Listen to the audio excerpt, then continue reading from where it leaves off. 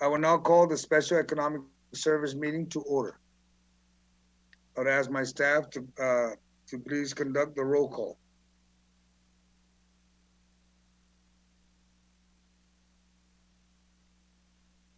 Vanessa? Pointing to the ceiling. You unmuted stuff, but that girl there. Was it Vanessa? Roll call? No, because where they took us home.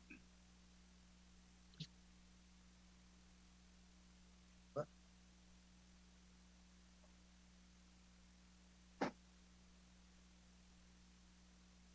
Turn her on?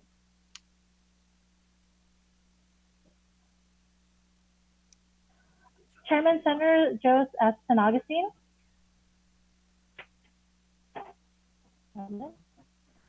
Director Stephen Guerrero. Public, Public Auditor Benjamin Cruz. Should I move the car back? Dr. Lester Carlson. Can you hear me? Hello. Yes. Okay. Director Daphne Shimizu.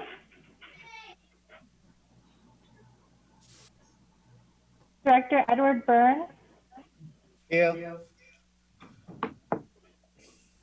Standing in Artemio Hernandez for Administrator Melanie Mendiola. Chief Economics Gary Hiles. Administrative Research and Evaluation Director Nico Fujikawa. Mr. Chairman, we reach a quorum. Thank you very much. I'd ask the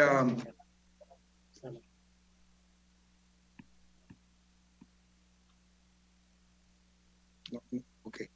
Thank you very much. I'd ask let's see, Mr. Gary House, please turn on your video. BBMR, turn on your video.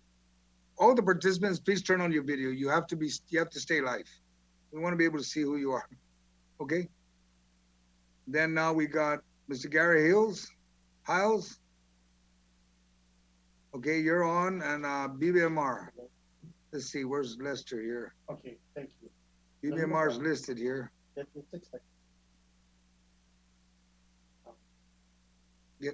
Get Lester on. BBMR.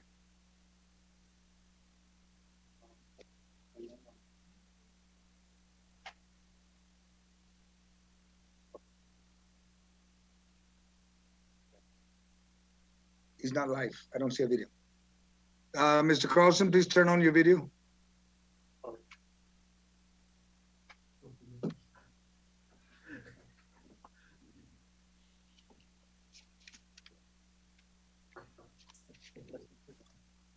But he's not live. Okay, there you are. Yes. Okay, I can hear you. Where you at, Lester? I'm in the sky.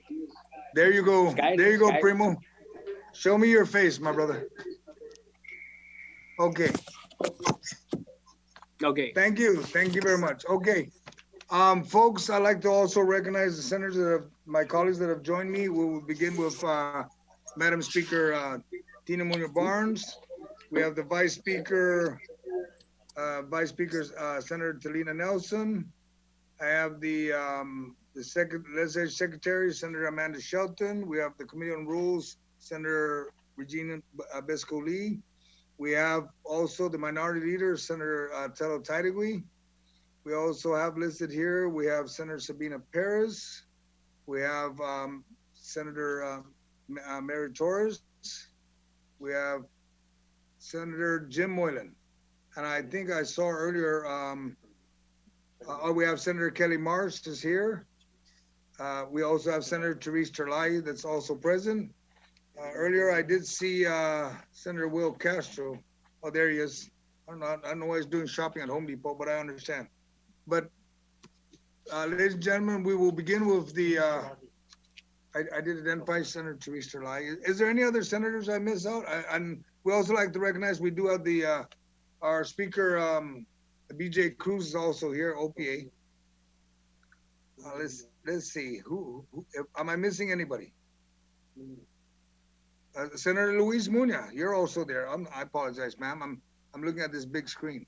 Um, all right, I guess we're ready to begin. We'll begin first with on the agenda. We have number 3, the FY 2020 revenue tracking to be presented by BBMR, Mr. Lester Carlson, and Mr. Byrne and Daphne. So we will begin with. I would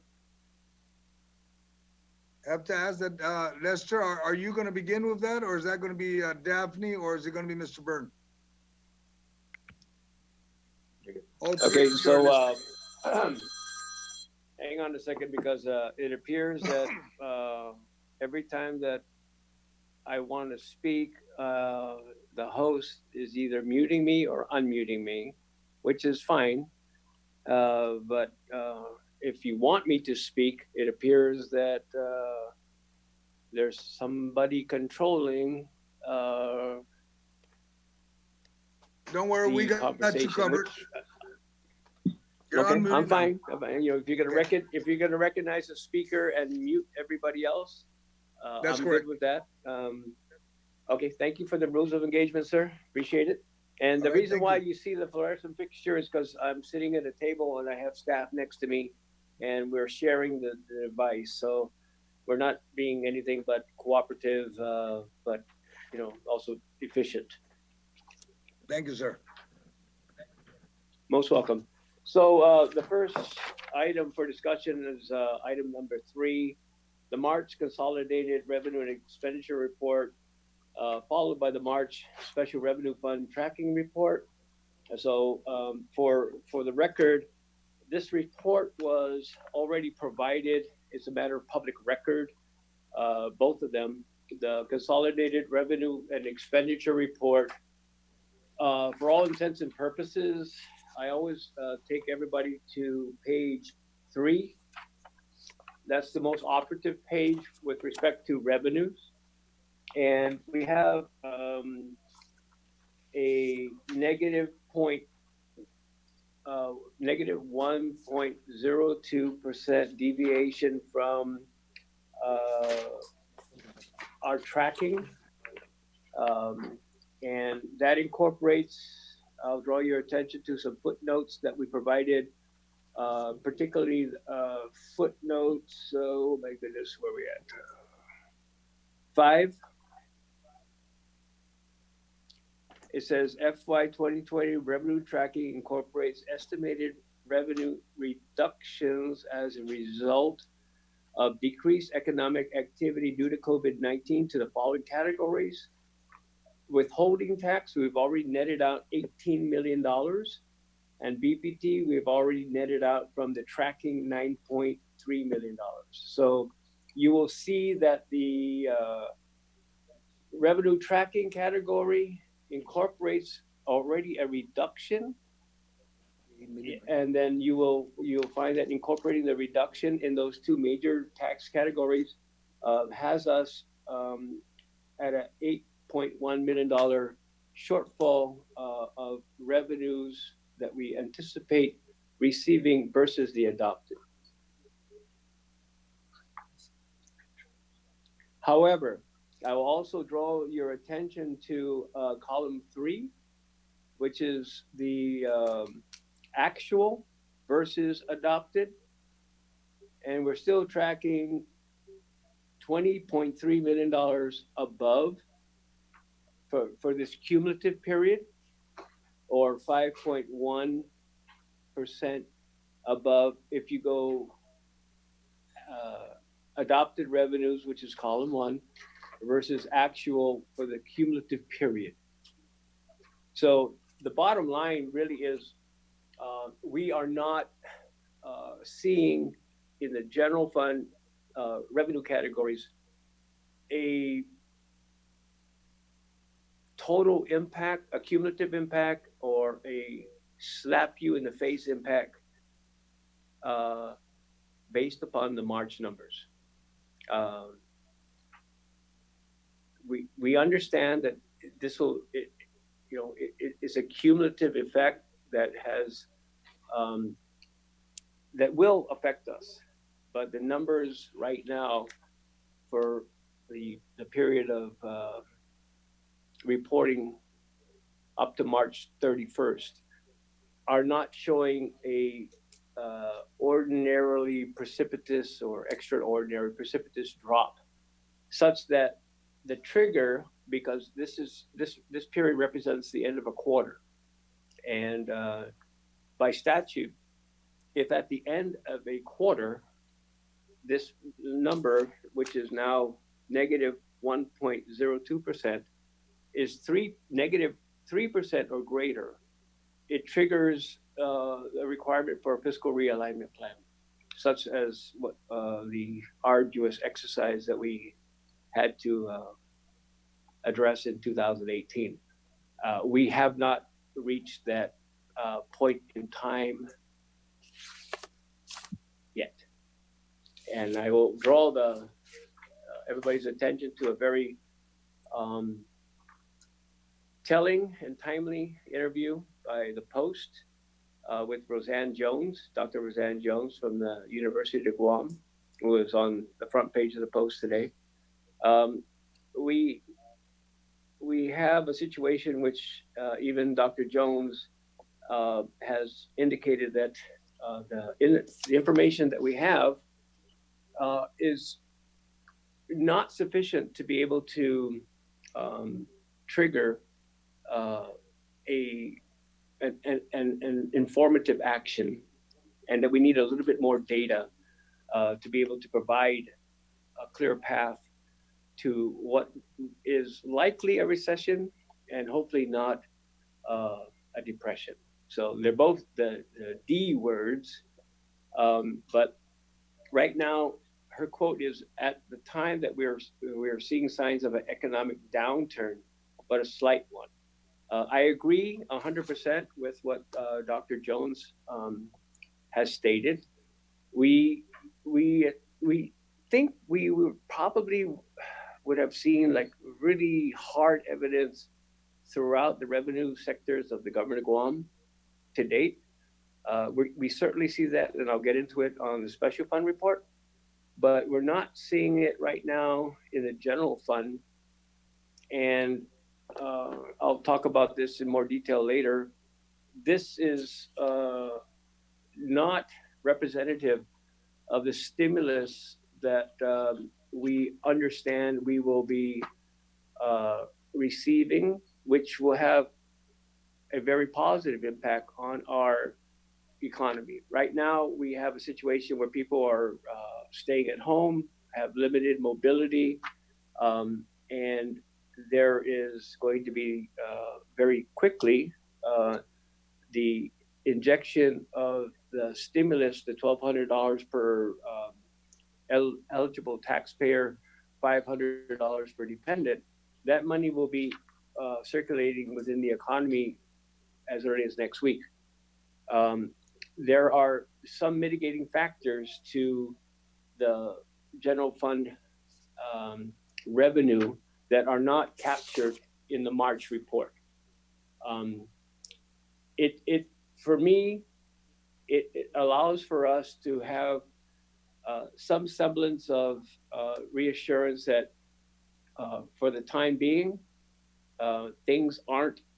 we're not drowning. There certainly is a life preserver that was thrown out, and we're going to have to grab it at some time, probably within the next month or two. But to what degree that we're going to have to make any adjustments on the general fund side, the information plus the interjection and incorporation of the federal stimulus will bear that out so that we can understand with more clarity what it is that we need to do given the nationwide mitigation efforts, particularly financially, that have been availed to the states and certainly the territories. So with that, sir, if I may, I'd like to move to the special fund report. Let's go ahead, Lester. But every now and then, put on your My face?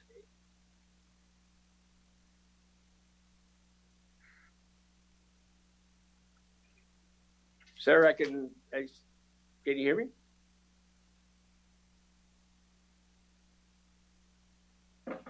Primo, can you hear me?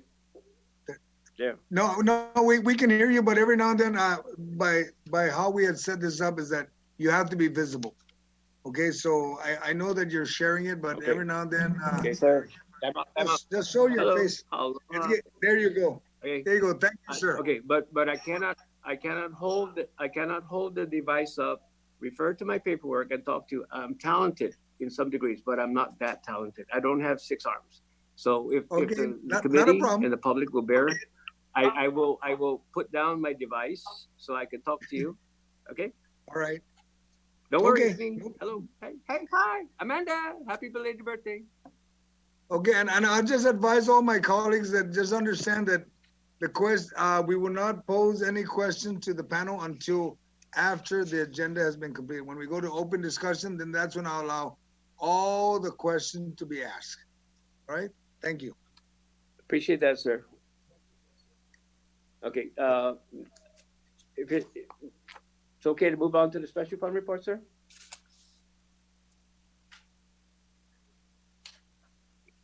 Sir? Yes, please do. Please continue on. Okay, hey, it's like deja vu. Somebody that's controlling the mute button, is muting, and we're not having, like, appropriately timed dialogue. So I'm sorry if there's a delay, but Lana, somebody's got to slow down the mute button, especially if you need me to talk about item 3, don't unmute me. At least I'll let the chairman and me be unmuted, because this is kind of a little difficult. All right, go for it. All right. Thank you, sir. The special fund report, I'll draw your attention to attachment A, as I normally do. We have the Guam Highway Fund, Solid Waste Operations Fund, the Territorial Education Facilities Fund, the Tourist Attraction Fund, the Healthy Futures Fund, and the Customs and Quarantine Inspection Services Fund, all sequentially laid out. That's been which, And I'll draw your attention to the Tourist Attraction Fund first and foremost. We're showing that the tracking for the Tourist Attraction Fund is $36,425,000 versus the adopted level of $44,941. But I would also make sure that everybody understands that there's footnote number 2, where we already incorporated a reduction in our tracking of the Tourist Attraction Fund of $8.2 million. So the tracking incorporates our anticipation of reduced revenue.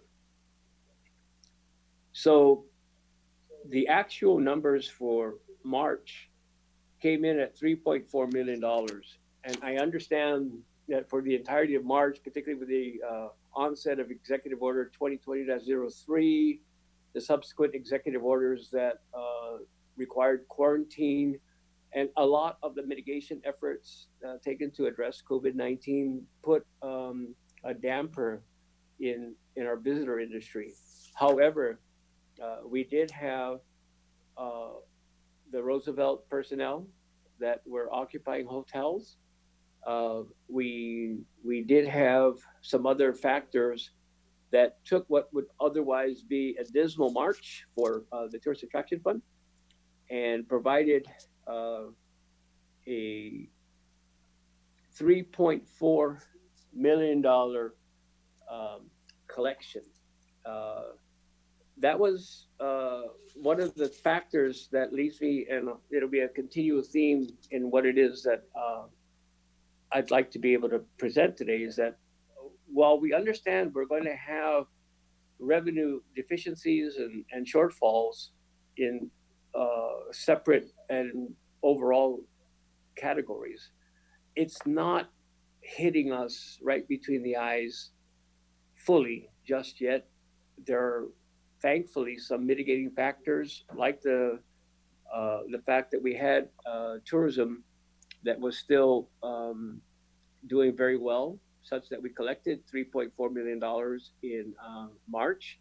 Similarly, I'll draw the committee's attention to the amount that we collected in February, which was a little bit over $5 million.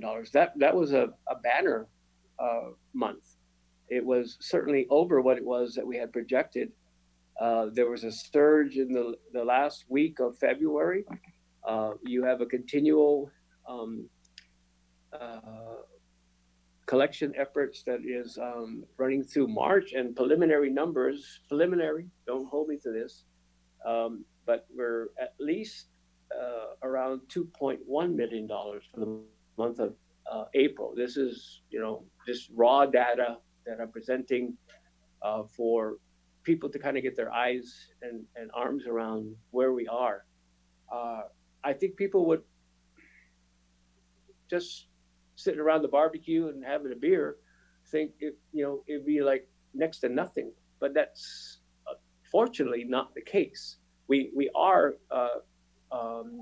receiving funds, taxation from occupancy, and it hasn't plummeted like off the cliff.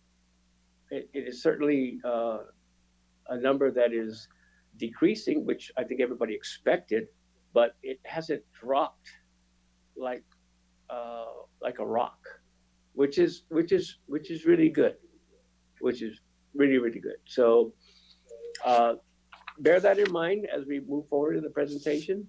I would also take the committee to the far right column, which is the March collections for the Customs and Quarantine Fund.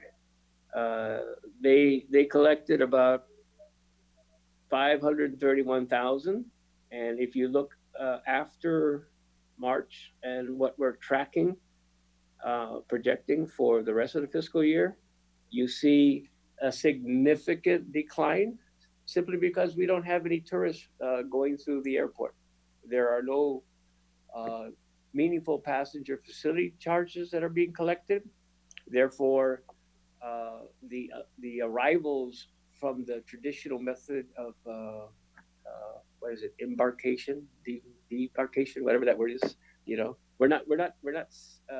It's being evidenced because our tourism flow, in the traditional sense, is not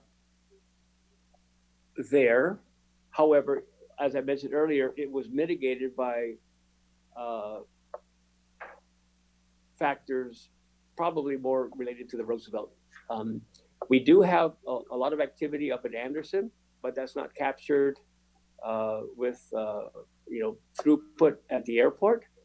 And we are going to have to address the significant shortfall in the Customs and Quarantine Fund, even though footnote number 2 also provides that we had already incorporated a reduction in revenue from the previous month of about $5.5 million, simply because we understood the ramifications of COVID, the travel restrictions, the quarantine, and that our primary visitor markets are also very, very embroiled in the COVID epidemic.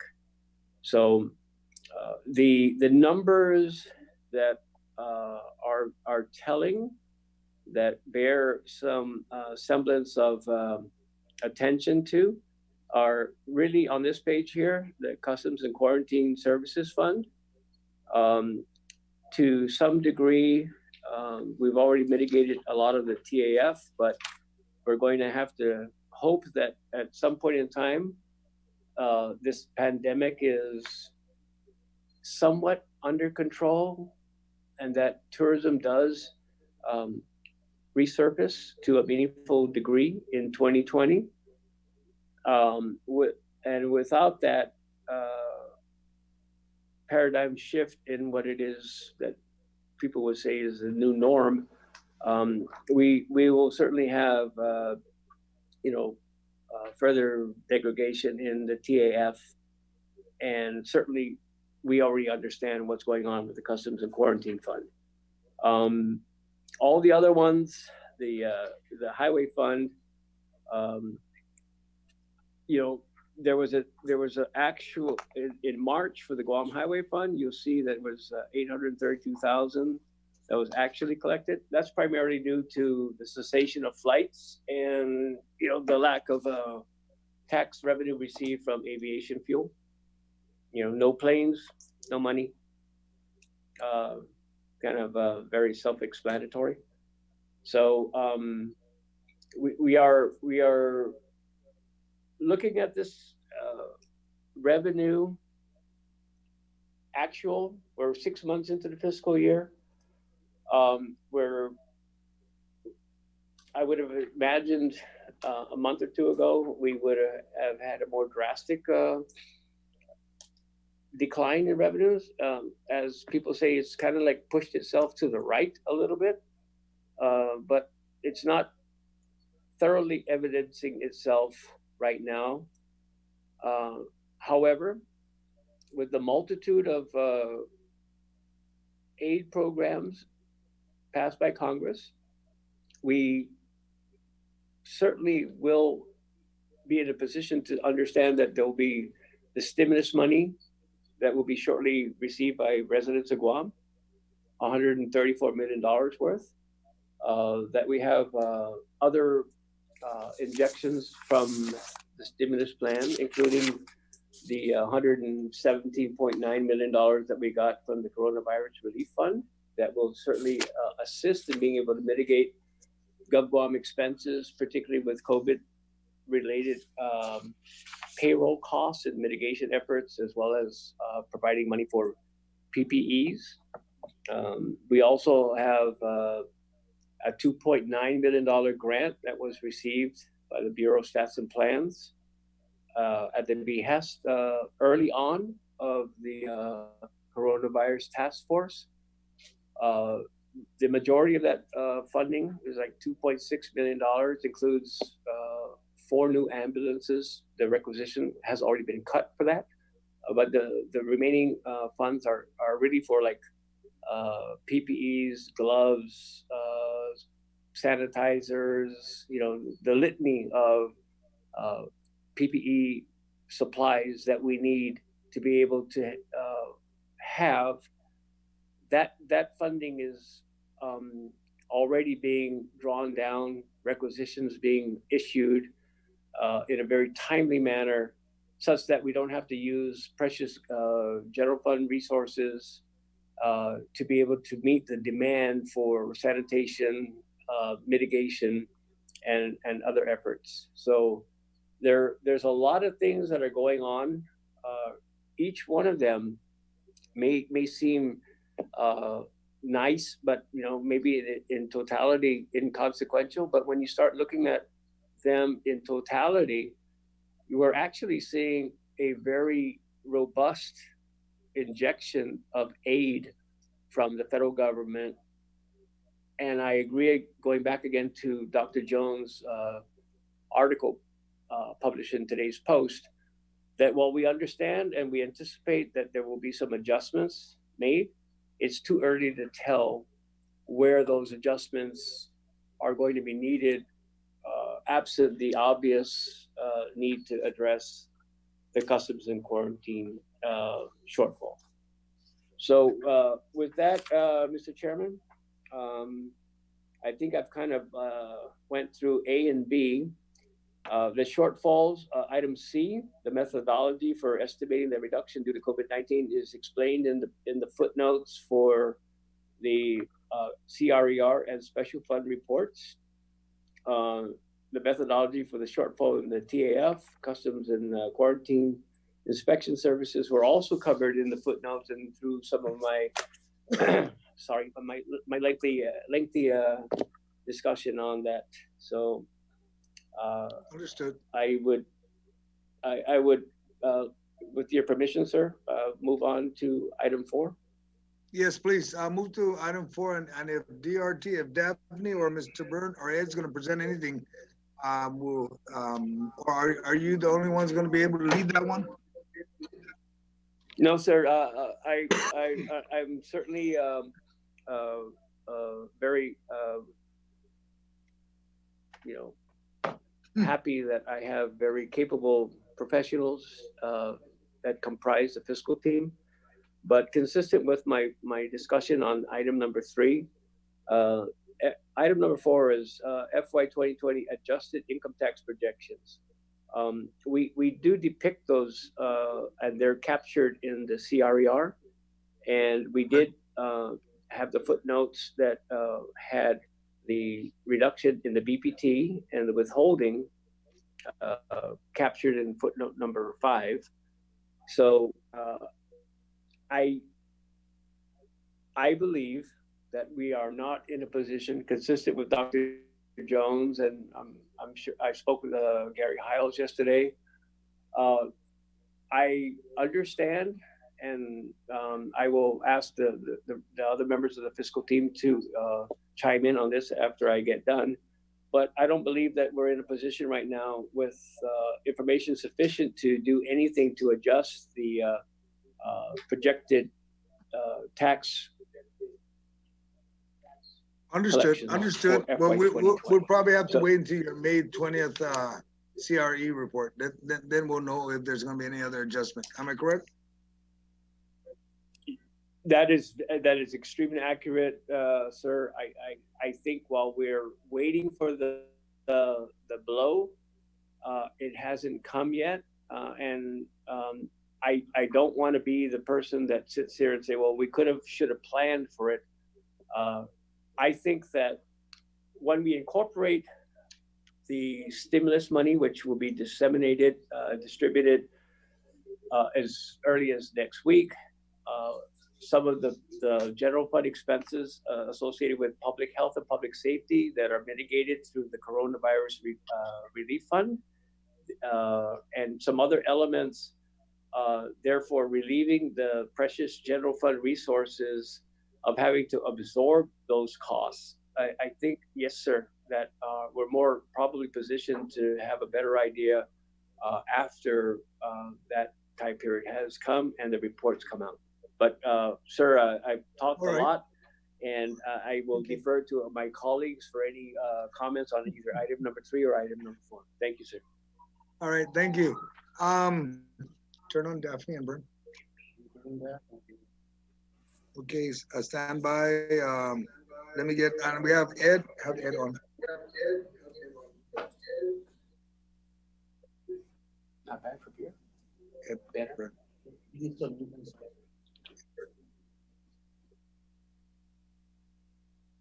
Ed, you can't unmute him.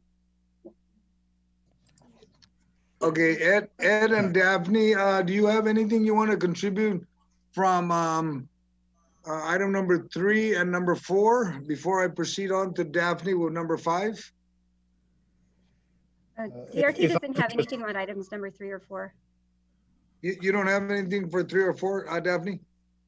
No. Okay, how about you, Ed? Mr. Byrne, do you have anything? I would just like to echo what Mr. Carlson said, that these are very early days where the indications are that April's numbers are very similar in total. I can't give you a breakdown yet, but are very similar in total to March's numbers.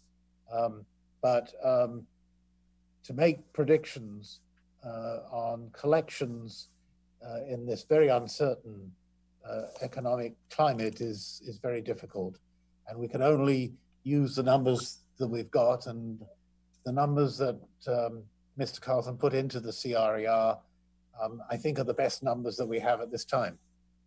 All right, sir. We'll proceed to item number 5, or correction, yes, item number 5.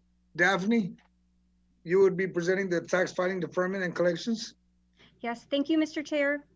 With regards to item number 5, which is item number 5, the first item, FY 2020 real property tax estimate for the Public Law 35-1, please excuse, because our team has been working on trying to get that data, but we had a system issue, so we're not able to get that. But that information will be provided to you, Mr. Chair, so that way it could be distributed to the rest of the legislature. That's item number 5A. On item number 5B with regards to income tax filing deferment, of course, back, in anticipation of the public health emergency, the IRS back in March, early March, I think, started talking about extending the due date for the filing of returns. And in March 21, that's when the IRS actually issued in their releases on their IRS website, they issued a release that advised that both the filing and payment for income tax returns, which are normally due on April 15, was moved to July 15. DRT mirrors, and so DRT actually as well took up that position that the filing dates would move. And that's for item 5B. With regards to item 5C, and please excuse, Reven Tax is going to be filing today the refund liability report for the month of April 2020 with the legislature. But I do have some numbers. I'm going to try to make them very simple so that for you, Mr. Chair, and for the senators, it'll be easy for you to follow. So with regards to April 2020 numbers, and I know people are very interested in knowing like what in terms of how much refunds we have for 2019 and prior. So as of the April 30 report, which again is going to be filed today with the legislature, for individual returns, we have for 2019 tax returns, approximately $73 million that is showing as returns that are returns processed awaiting payment. And that is for 2019 individual income tax returns.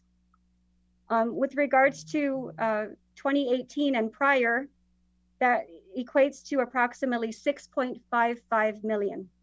And this is not including interest. So this is only for individual income tax returns again. And so that comes to a total of that's 73 plus 6.55. It's approximately 79 or approximately almost $80 million. That's for individual tax returns that's outstanding as of the month of April 2020. If we move to the business returns for 2019, business returns as of April 30, we have about $500,000 in outstanding or refund returns processed awaiting for payment. That's for 2019 business returns. Those are Form 1120s. And we have about 13.5 million that is for refunds for prior periods. That's years 2018 and prior. So if we add those together, we have approximately 79, about 18 plus, excuse me. So we have about 95 million, including interest, 95 million in income tax return payments due. And that's for both, that is for both individual and for corporate returns. And of course, the lion's share of that is in individual returns, and that being including interest about 80 million. And that is item number 5C, excuse me. With regards to the refund status, on the guamtax.com website on a weekly basis as payments are made, we make sure that we update our refunds so that people know what how many checks we've processed and what the dollar figure is associated with that. And so if you go to the myguamtax.com website, you can find that in this past week, I believe that we had paid out through January 10 refund, we paid out for returns that were A status that were filed through January 10. And that's what's on the guamtax.com website. And that again is going to be for item number 5C. For item number 5D, which is status on business privilege tax deferral program, DRT did in the beginning of April release our form BPT 40DP, which was for the BPT deferral program. That was the enhanced Dave Santos that was passed in the last year. I'm not sure which public law that was, I apologize. But that was for the enhanced Dave Santos. And again, that was that's for the team plan, for the team plan, which was rolled out by the executive branch, and that was rolled out back in March. So, and it began in the month of April. So our BPT 40DP began to be used in the month of April for March 2020 tax filings. We also have made sure that that the BPT 40DP or that deferral could also be done online when people file online. So again, those went into place beginning April 1, and people were able to file those beginning the month of April. We don't have the final data on that yet, sir. It's still a little bit early, so we're still working to refine some of that data. But I mean, that's the update that we have, and that's what we have for item 5. May I go to item 6A? Yes, please. Okay, thank you, Proceed. Mr. Chair. With regard to item 6A is the status of the economic impact payments. And there is an attachment for this, but I just wanted to give a summary. The EIP implementation plan was approved Guam time on Tuesday morning, May 5th. We did receive, and I thank Director Byrne for advising of this yesterday and confirming that we received 107.8 million of the 134.8 million that we're expected to receive for this program, and we received that yesterday. DRT, I know, Mr. Chair, one of the questions is, okay, when are we going to be able to cut checks for this? DRT is actually targeting early next week in terms of cutting checks. And the reason, sir, is that we, there is some level of coordination that's required to be done with the IRS because, there is, of course, that it is important that we do not make duplicate payments. And so we did just receive some information from them the other day. We're now working to reconcile that again so that before we make the payments, we do not make any duplicate payments, because if there are duplicate payments, there will be a problem, and we will, those individuals who will receive those duplicate payments they may run into an issue. And so that's what's happening with that. With regards to the, I guess, the implementation plan itself, because the implementation plan is covered under IRC section 6105, what I did share, and which is an attachment, and thank you, Vanessa, and also Joe, Mr. Meskin, for putting that on the as part of an attachment. But you will see, or you will find the FAQs, and those FAQs are basically, of course, one, everything that we do, even if we are not able to share the actual implementation plan itself because it's covered information, the FAQs themselves must follow the criteria and what's required, and what is, in terms of the way that we're going to implement the program, it's required, we have to follow what was approved by the IRS and the Treasury. So, although this is not the actual implementation plan itself, sir, this is actually a good, I guess, picture of really what was agreed to and how this is going to be implemented for our people here on Guam. And that is what I have, sir. Thank you. All right. We have also okay, and you covered already. You covered the business privilege tax deferral program, correct?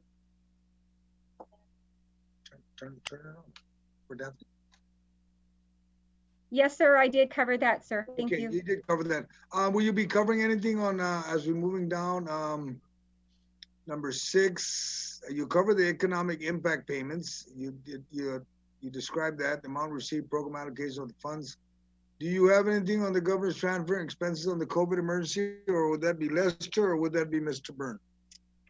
No, sir, I do not have anything on that, sir. Thank you. All right, then, thank you.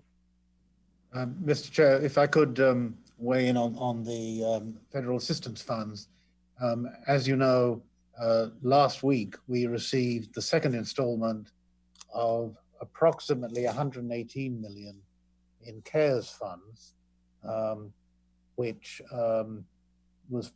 came directly from the US Treasury and is to be used in certain ways.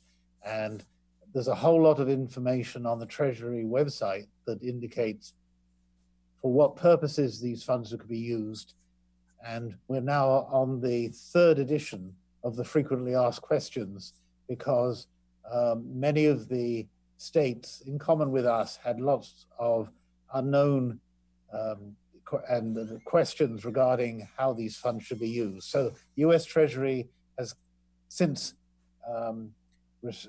dispersing the money, been issuing some improved guidelines on this.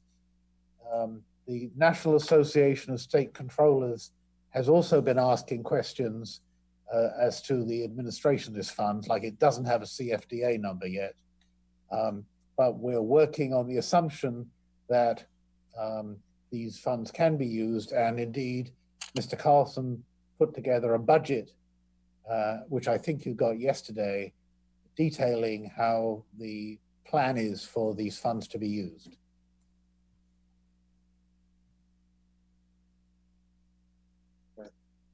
Okay, thank you, Ed.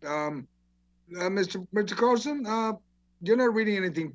Put the camera on you. We need to see you. That's part of the rules of engagement here. Let's get everybody on. Lester. Turn it on.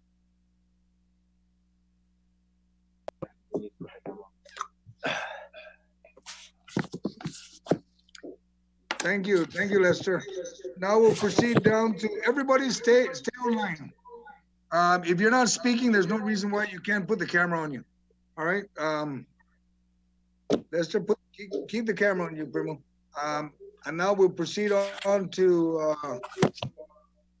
the unemployment assistance program. Where's Lester? Let's get Lester on.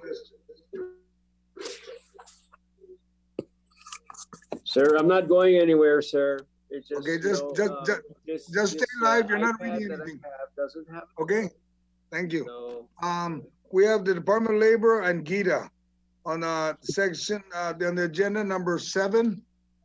Status of unemployment applicants, pandemic unemployment assistance, loan and application for small business. Dr. Ricky, turn them on. Yeah, sure. Thanks, Mr. Chair and Hafaday senators. Thanks for the opportunity to give you an update on these on some of these items. I'll be just kind of reporting in terms of just my coordination with Dave De La Sola at Guam Department of Labor as it relates to the status on unemployment applicants as well as the Pandemic Unemployment Assistance Program. So the first one is, you said status on unemployment applicants. So Guam Department of Labor had already issued out notices to employers, I think last week, to start registering on the hireguam.com website. And they've received about 559 registered employers. So the process is employers have to register and they have to be verified. That's obviously for fraud prevention purposes. And in terms of since the unemployment module for employers to just input their employees has opened, they have reported employee separation notices of 7,522. That's since Monday. So that's what Guam Department of Labor has reported. That's to date. Obviously, that was just since Monday when the unemployment module for the employer side went live. Obviously, the employee or the unemployed module for individuals has not gone live yet. That's the piece that is currently being worked on with Guam Department of Labor and the vendor that's providing the services for that. But there is an online vendor. There is an online application process. Also, I believe there's being worked on telephonic application process as well as in person, which I know that Dave is trying his very best not to have to do. But there, obviously that has to be offered at some point. Okay, so status on applicants and business. Okay, so item 7B, Pandemic Unemployment Assistance Program. I guess the updates that Dave had provided is just that the Federal Pandemic Unemployment Compensation, or what's considered the FPUC, the addendum to the Pandemic Unemployment Assistance Program agreement between the government of Guam and U.S. Department of Labor was submitted yesterday. So that was provided to Guam Department of Labor, I believe, on Monday. So that went through the channels in terms of getting AG signature on that, as well as the governor. That was submitted, I believe, yesterday. As it relates to the supplemental budget request, I know this has already been reported, but in media, but I'll just mention it here, that the supplemental budget request, and this is to USDOL, that's what it's called. We're calling it a SBR. It's a request as it relates to not only the estimated benefits for the entire program, but also the administrative costs associated with standing up the program. So that was submitted by Guam Department of Labor. I don't have the date on that, but the amount was 924 million. That was the estimate that was provided based on unemployed estimates, and I believe the implementation plan for the program in general, it was submitted as well, and that's also under review. So the SBR and the implementation plan is under review at the moment by U.S. Department of Labor. And I guess just as a general update, I believe Guam Department of Labor had transferred several employees from around the government to help stand up the program first, because obviously the hiring process for this would have taken a little bit too long. So there's a concurrent movement of not only standing up the online portal, as well as hiring individuals or transferring individuals initially to be able to get trained in this. What Dave Della Sola has mentioned is an 80-year program, but the people are getting trained, and those people that are getting trained by USDOL via webinar. And USDOL actually mentioned that this training process is a months-long training, which we're trying to condense into just a week or two. And so that's what's going on right now. And once that training on just the program in general is done, I think the training on the portal also is trying to be concurrently done as well. So that's kind of an update on that. Also, there's movement to stand up a facility. So after individuals are trained, they have to also now be able to take calls on questions about an application, the application process, as well as basically standing up an entire call center for this, because the expectation is that there will be thousands, and obviously just the first few days there's been 7,500, over 7,500 that has been inputted into the system by employers. And I just want to be clear with the employer and the employee portion of this, right? So the employer portion has been stood up, and the employers are putting in information of their individuals that have been laid off, furloughed, or reduced hours. And so that assists us when we start opening up the individual application, such that when they put in their social security number, that it could be a way to certify that these individuals don't have to actually necessarily go to their prior employer, because we're, with social distancing and all that. So it's somewhat of a way to efficiently try to process, get some of these individuals processed. In addition to that, and I'm hoping I'm not rambling, but in addition to that, the training process not only is determined in terms of just how to fill out the application, but there's also the eligibility determination that has to happen. In addition to that, once a determination is made, if a determination is not positive to an individual, there's an appeals process, and that requires a redetermination, which goes to the Director of Labor first. And then if they don't like that answer, the individual then has an appeals process that they have to go through. So standing up that back-end process, in addition to ensuring compliance so that the program has, the integrity of the program is upheld, all of these processes are being concurrently completed, achieved, and developed. And I know that David mentioned that, I don't like saying timelines, because he's the one that should be saying timelines. I can't recall what his timeline was, but it was sometime during the month in terms of when all of these items and this training and the standing up of a physical facility and the portal, the online portal, and the hiring and all that is going to occur. So all of those, I hope that's a complete enough update for you. Is that okay, Mr. Chair? Dr. Ricky, on letter C there, on number 7 there, do you have any loans and stuff from Gita? That's whatever's going on over there. Yeah. I think everybody would like to know what's going on out there. Yeah, sure. Okay, so this one was a little bit tricky, because Gita has her own loan programs. So I believe we have, so I'll start with the Gita loan programs, and then I can just kind of generally discuss the Small Business Administration loans, which doesn't come through Gita, but we work closely with the Small Business Administration. So through GITA, we offer Guam Development Fund Act loans, and we also provide loan guarantees through our state small business credit initiative, which is just basically guarantees. We kind of leverage banks and other financial institutions. They do the underwriting, and we just guarantee the loans that they issue. So for our program, we've received 66 or so inquiries from businesses, and this we started marketing these loans heavily even before the CARES Act got approved and enacted. But since then, obviously, we've gotten a little less interest in some of our loans, just simply because the Paycheck Protection Program and the Economic Injury Disaster Loan Program provides a lot of benefits to businesses as it relates to EIDL grants, as well as the loan forgiveness program under the PPP. But we've gotten 66 inquiries, I believe, and we've approved just 2 loans at GITA. It's quite a bit, just considering how many we've done over the past 10 years. So that's just the GITA side. And those 2 loans, I believe, are from our Guam Development Fund Act, which is our direct loan program.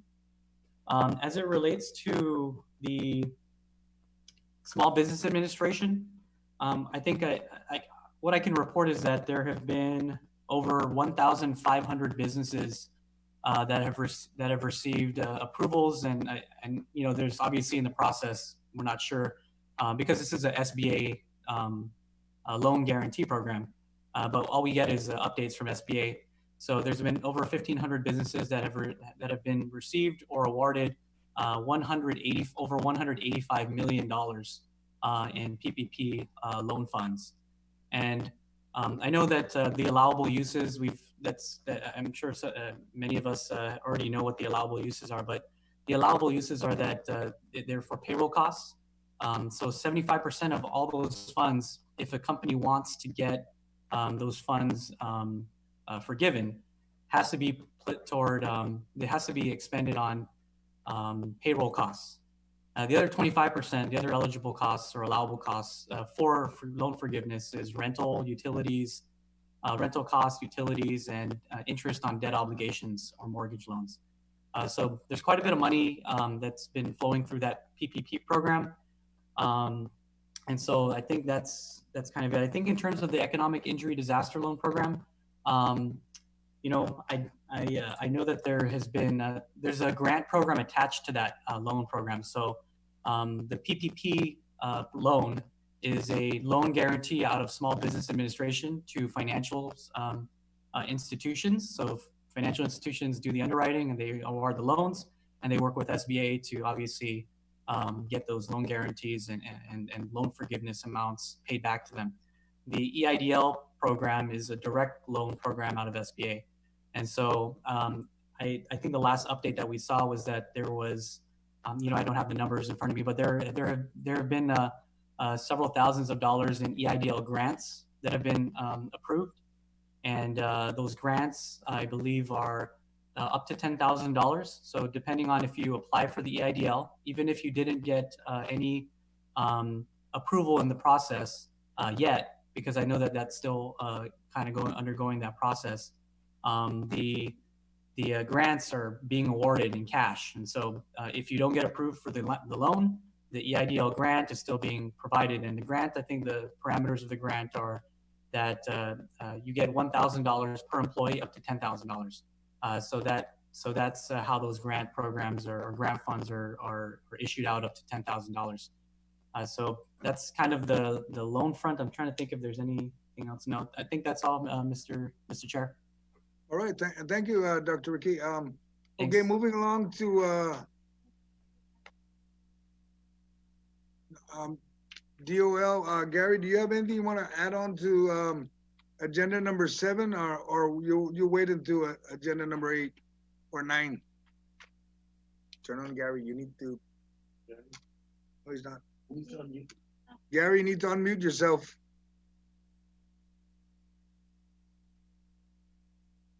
Okay, go ahead. Can't hear you, Gary.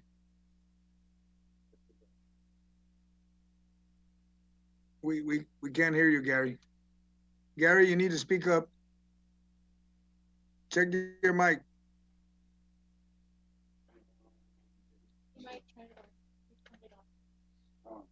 He turned off his video here.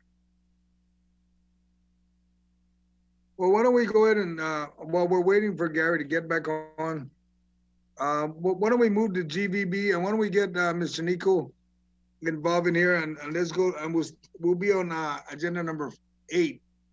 And it talks about the tourism and estimated recovery, or show us some light at the end of the tunnel there, Nico. That's a tough job right now, Senator, but thank you. I'll keep it brief and I'll kind of just go over some top level things, starting with arrival updates, some seat capacity issues, and then some things to consider because I know I'm going to have a lot of questions for open discussion. So for the sake of everybody here, just a recap, right? As Lester alluded to in the beginning of this conversation, October through January, we were tracking well above all of our projections, right? Including myself with visitor arrivals. As of January, we had positive 8.3% growth over 2019. And with 2019 being a record year, welcoming 1.6 million visitors, there was a lot of optimism to have in terms of our performance. As February hit, as we all know, there was no coronavirus cases here on Guam. However, our markets were getting hit, with Korea spiking after China, and then of course Japan with the Diamond Princess. So in February, arrivals started to drop negative 15%. As of March, I only have up to March 10th, but I know that our arrivals had already dropped by negative 49% as of that date, right? So as you can see, the picture is getting pushed out in terms of the impact, and we're seeing that now with our revenues, as Lester mentioned, being collected. There's a bit of a delay to see what the true impacts are, but interestingly enough, we had the Roosevelt that kind of helped in April, in the actual month of April, where we essentially had no visitor arrivals. All the airlines kind of followed suit. Everyone is dealing with their own issues, and right now we really only have United as the only carrier flying anywhere to the island. So, there's a tough situation that we have ahead in terms of recovery. So let me just move along into seat capacity, just an update real quick. We usually have about 170,000 to almost 200,000 seats per month. However, those have dropped off to almost like a negative 85% in the past 2 months, from April, May, and then June. It looks like it right now that the magic month for the tourism industry in terms of our markets is really May. Japan, Korea, they're all waiting to make decisions for the next quarter based on how cases and their situations are going. So everything right now, including travel agents, for example, JTB, the Japan Travel Bureau, they are pushing things out actually up until June. They're not doing any bookings until after June. So, we'll see these effects in the subsequent months after that. But yeah, with that, tourism right now is essentially non-existent globally. Nobody's mobilizing, nobody's really traveling. It's only essential travel, federal employees, FEMA, things like that. I know with the flights that are coming into Guam, it's like 1 or 2 people, and it's obviously for work. They're trying to work within the region. So something to consider. But yeah, with that, right now we really only have, I think it's 30 daily flights for United to Honolulu, about 13 to Saipan, 13 to Japan, and that's really the only carrier servicing us. Most of them are other carriers would be cargo planes, but at this point, the visitor industry is at a halt, both on Guam and, of course, globally and in country. So, all right. Have you thought about, Nico? Maybe you need, since you're shifting from the tourism, from the different. Maybe you need to reach out to Uncle Sam and ask the navies to bring more ships on the Guam so they can occupy some of our hotels. That's just a comment, but sure. Okay, moving along. Is Gary ready to go? Is Gary ready to come online, or he's not ready yet? So why don't we go ahead back to Lester? We're going to skip number 9 and proceed down to the adjustment of FY 2021 executive budget. Are we going to be anticipating that, Lester? Is Lester still there? There Can you you hear go. me? Yes, I can hear you. I don't think you need paper. Just tell us if you're gonna submit a requested adjustment to the budget. 2021. No, sir, we're not. We would like to adhere to the traditional budget hearing schedule, revenue discussions, revenue adoption, and then go forward with the allocation of revenues that the committee feels appropriate to adopt for the appropriations committee's formulation of what ultimately ends up being voted on as far as the 2021 budget by the legislature. All right, then thank you. Is Gary yet ready so he can give the Guam economic outlook for 2021 or where's Gary? We're still trying to get Gary. Are you ready now? Unmute yourself, Gary, and let's test. Go ahead and speak and let's see if we can hear you. Gary, unmute you first. Unmute.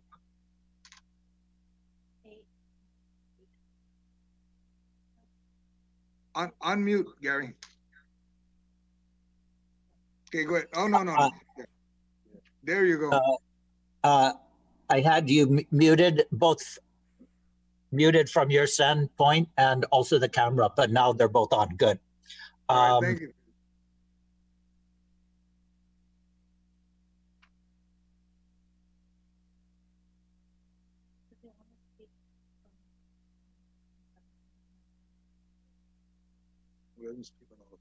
You muted yourself. You got the video on, but Gary, we can't hear anything.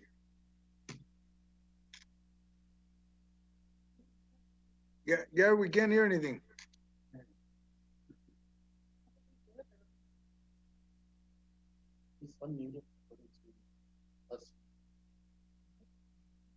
No, Gary, you're still muted. We can't.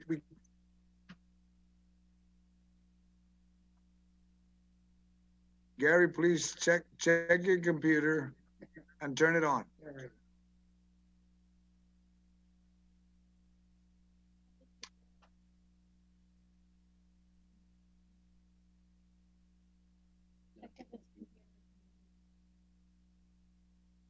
Gary, please check your computer. It appears to be muted. We can't hear anything. Everybody says stop. Tell everybody to say stop to mental people. I'm trying to signal him to stop, but he's.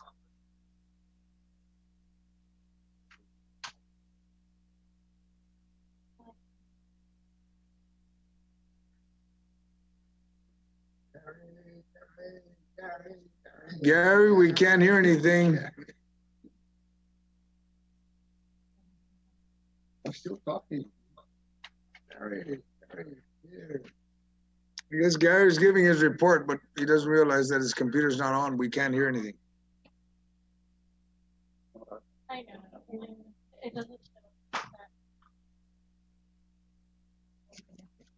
Okay, let's see. Does anybody have his number?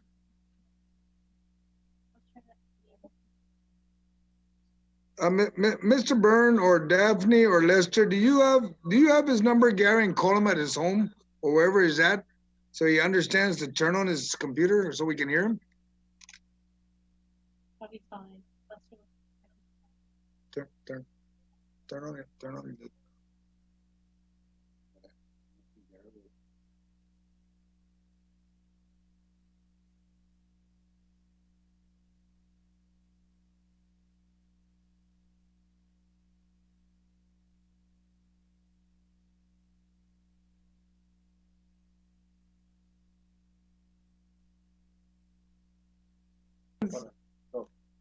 Okay, since we can't hear Gary until we get Gary to fix his computer system, why don't we go ahead and just go ahead and move to open discussion, and once we get Gary worked out, whatever we need him to do so we can hear him, we're gonna go ahead and we'll start with you need to turn on the mics for them.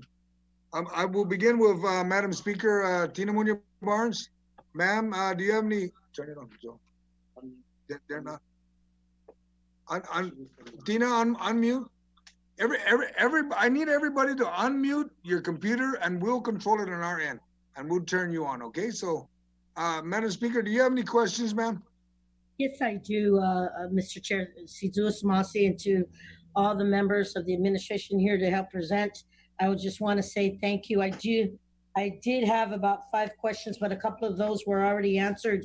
I want to share with you that one of the first questions I have was on page 3, if you can help me follow along, of the consolidated revenue and expenditure report with, I think that was Lester, who shared that the negative 1.02% in total general revenue is the number, an estimate that covers the remaining months of 2020. Because, or is that just March? Because I want to share with you that if the report was completed 16 days after the issuance of the Executive Order 2020-03, which was made, I think, on March 14, then the negative 1.02 figure suggests that government lost that much more revenue with us 2 weeks back. And I'm just trying to get a.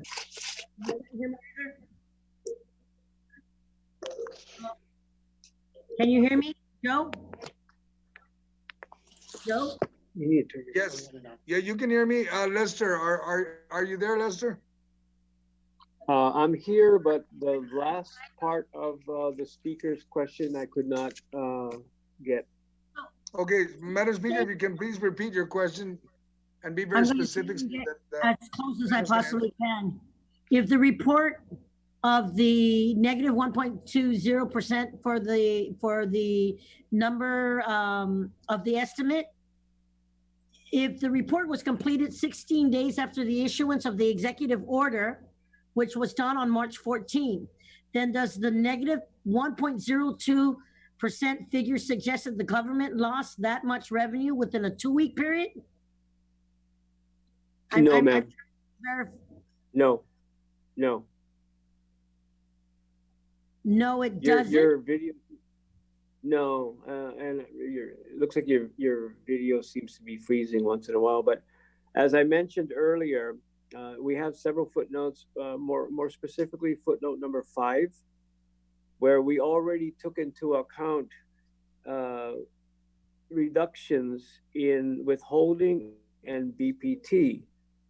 So having taken into account the tracking number, we still are 1.02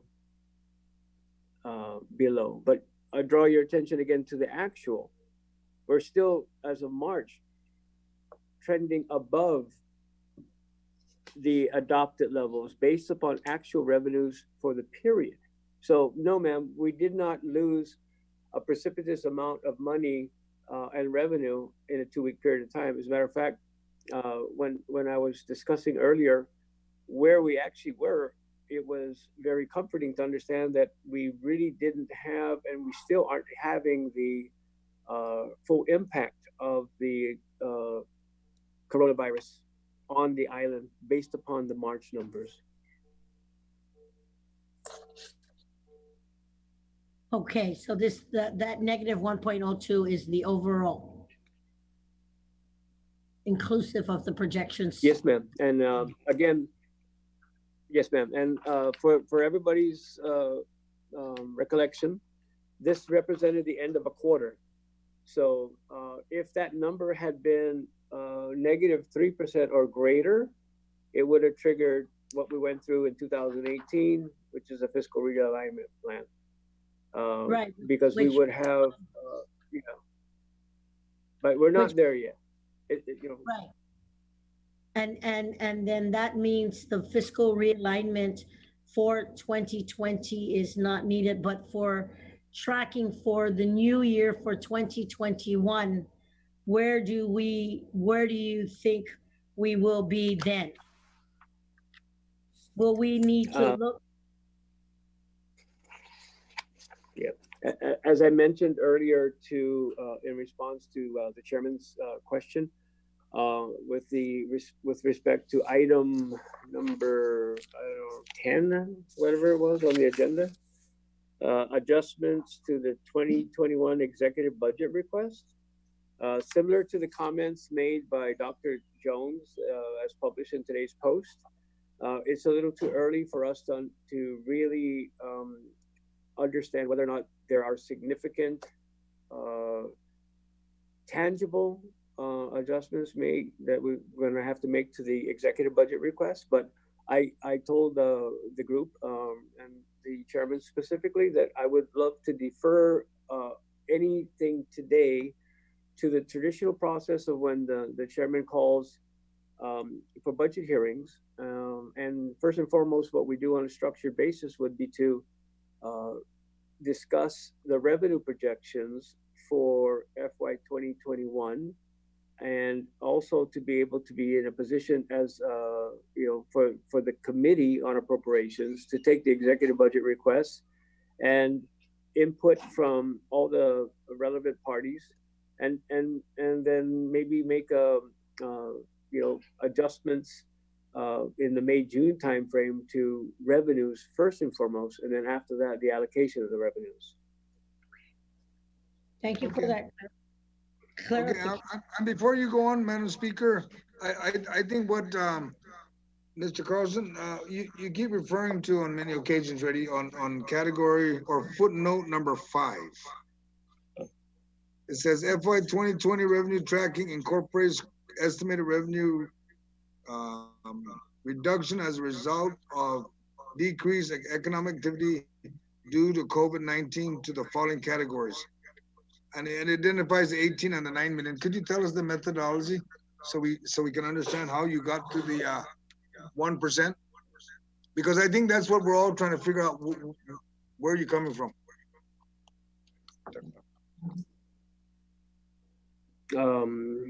Okay.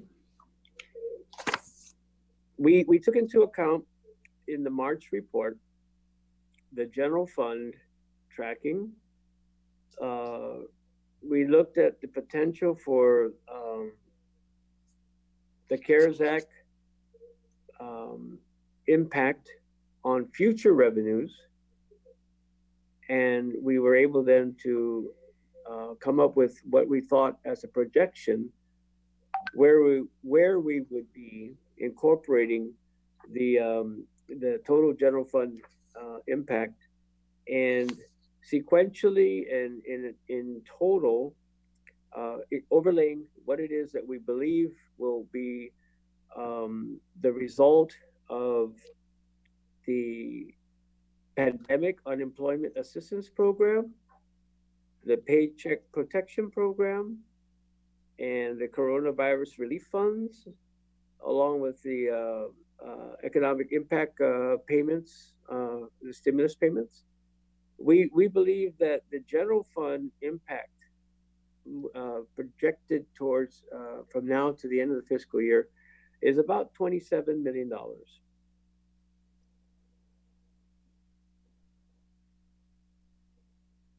Okay. But Lester, I understand what you're saying, but on many of the things you have identified, as the speaker's asking questions, how did you come up with the numbers? Some of those funds that you identified was not even on board yet. So you're shooting for that. We expect this, we anticipate this, until the ship docks at the wharf. You can't even anticipate what's there yet. And I'm just trying to understand the methodology. But go ahead and continue, Madam Speaker. I was just that's good. Thank you, sir.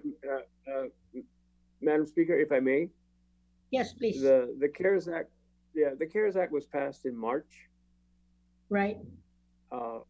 This reporting period is up to March 31st. The carve-outs for relief were identified in the passage of the CARES Act.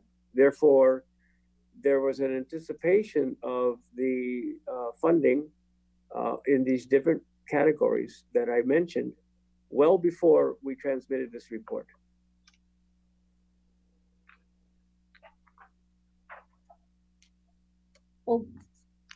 Okay, I'm going to try and better understand that, especially since the implementation and the breakdown was just provided, and the expenditures of the utilization of those funds have not even reached several $100,000. So uh, I'm going to look into that a little bit further.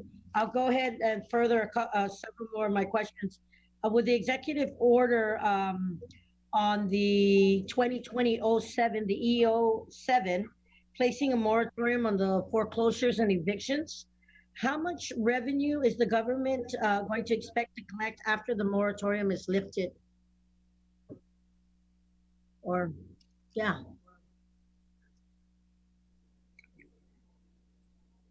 Can anybody answer that? And Daphne, Uh, keep them both. yeah, are you talking about, the moratorium on evictions? Or are you talking about the deferral of payments for taxes? The interest and everything owed to those based on the moratoriums and the foreclosures. If we had the foreclosures today and the sales off, what would be the impact of revenues that should be coming into the government that is expected? Or that can be for a later answer if you don't have that right now. I'll go ahead and Yeah, if you don't if I may, Madam Speaker, clarify it, deferrals of taxes are one thing. We didn't absolve people of the obligation to pay. We just deferred it. Okay, but and I the know the evictions and the land management is closed. All the fees and services that are supposed to be collected based on operations, whether it be from real estate and all that, if and when we go back into back into business, how much can we anticipate to recover or receive based on when we open again? Because you're saying it was just deferred. Because those affect the numbers. Yes, ma'am, and yes, but ma'am, if you're making reference to deferral of evictions and foreclosures, I think that's a nominal effect. To be, if I understand your inquiry correctly, as opposed to the overall federal government pushing back the traditional April 15th deadline for the filing of income taxes, which was, unilaterally pushed back, so the revenues have not only for the government of Guam, but for the nation, and the receipt of tax revenues have been pushed back 90 days. So we don't anticipate a reduction like in a major way. We anticipate that people who will file taxes by April 15th who owe have the reprieve for a few months to be able then to legally file their taxes, and so the receipt of revenues for 2020, our cash flow has to be adjusted simply because the mandated filing date and the mandated payment of taxes owed was passed by the IRS to be pushed back. I understand. So Lester, um, based on my previous questions, it was based on services that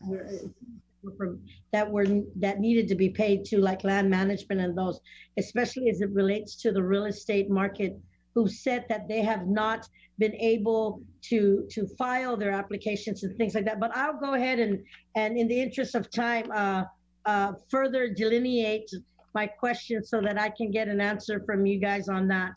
Also, let me go back to the page 3 on the consolidated revenue and expenditure report, if I may.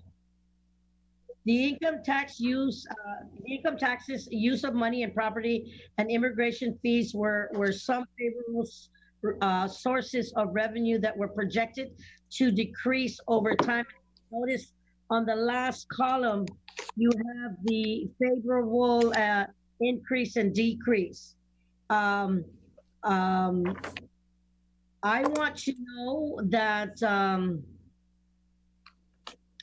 the adopted revenues versus the projected revenues to the year end, what are the other potential favorable sources of revenue that might be at risk of falling short in the next few months? Anybody can answer that. If anybody can answer that part for me.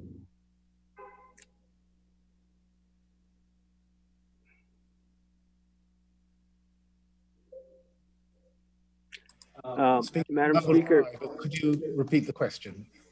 Okay, on page three of the consolidated revenue and expenditure reports, income Yes. tax, use of money and property, and immigration fees, favorable sources of revenue that were projected to decrease over time, right?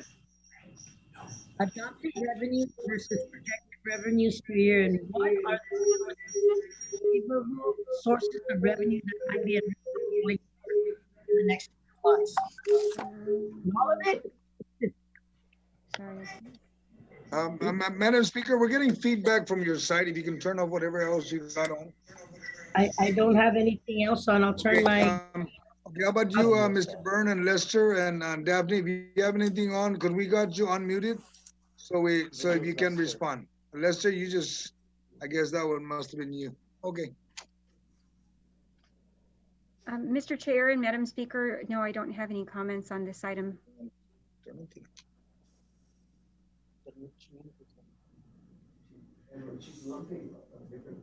should be the only one controlling.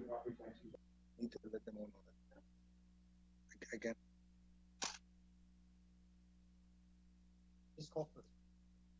Madam Speaker, please unmute your.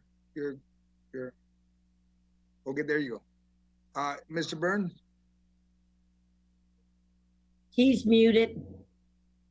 Okay, there. Well, there's Ed. He's back on. Daphne, Okay, turn thank yours you. back on. Thank you for unmuting me. Okay, there you go. Yes, Mr. Chair. These fees are notoriously voluble. Immigration fees, for instance, obviously depend upon the number of applicants we have applying for visas. And at this time, I guess there's very few. Likewise, the use of money and property is basically the use taxes that we collect. That probably won't change because we're still bringing things in through the port, so those collections probably won't change. I know we've had some challenges getting funds from customs collections to Treasurer of Guam, but we've worked on that and we've managed to correct that collection issue. But these other small categories are notoriously difficult to predict. Okay. Thank you, Ed. Mr. Chair, I'm going to ask just one more question, if I may. And I would note it to, in your report, you note that the CRER does not conform to the generally accepted accounting principles. How confident are you that the projected decreases in revenue are directly caused by the COVID-19 health crisis? Are there any deficiencies in internal controls that you can identify that might explain some of the revenue shortages? Any of you? You're asking me that question there, Madam Speaker?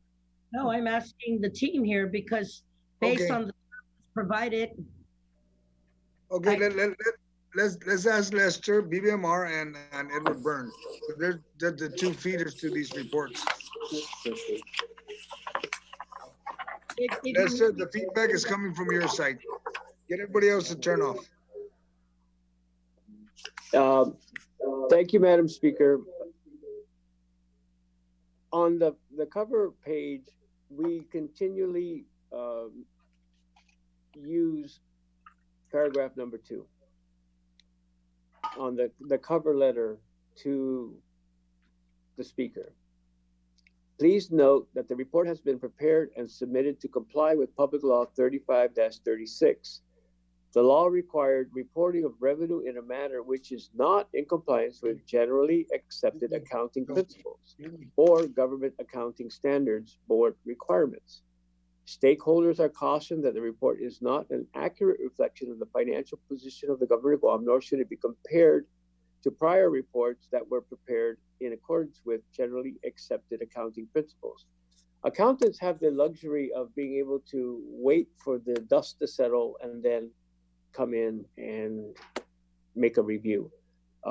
Because of the requirement in every budget law for the CRER and the special fund report, we caution everybody that subject to adjustment, subject to reconciliation, these are the numbers that we have, and these are the numbers that we utilize to be able to give everybody a monthly snapshot of revenue collections for the period as articulated more specifically on page 1, which really does have monthly data.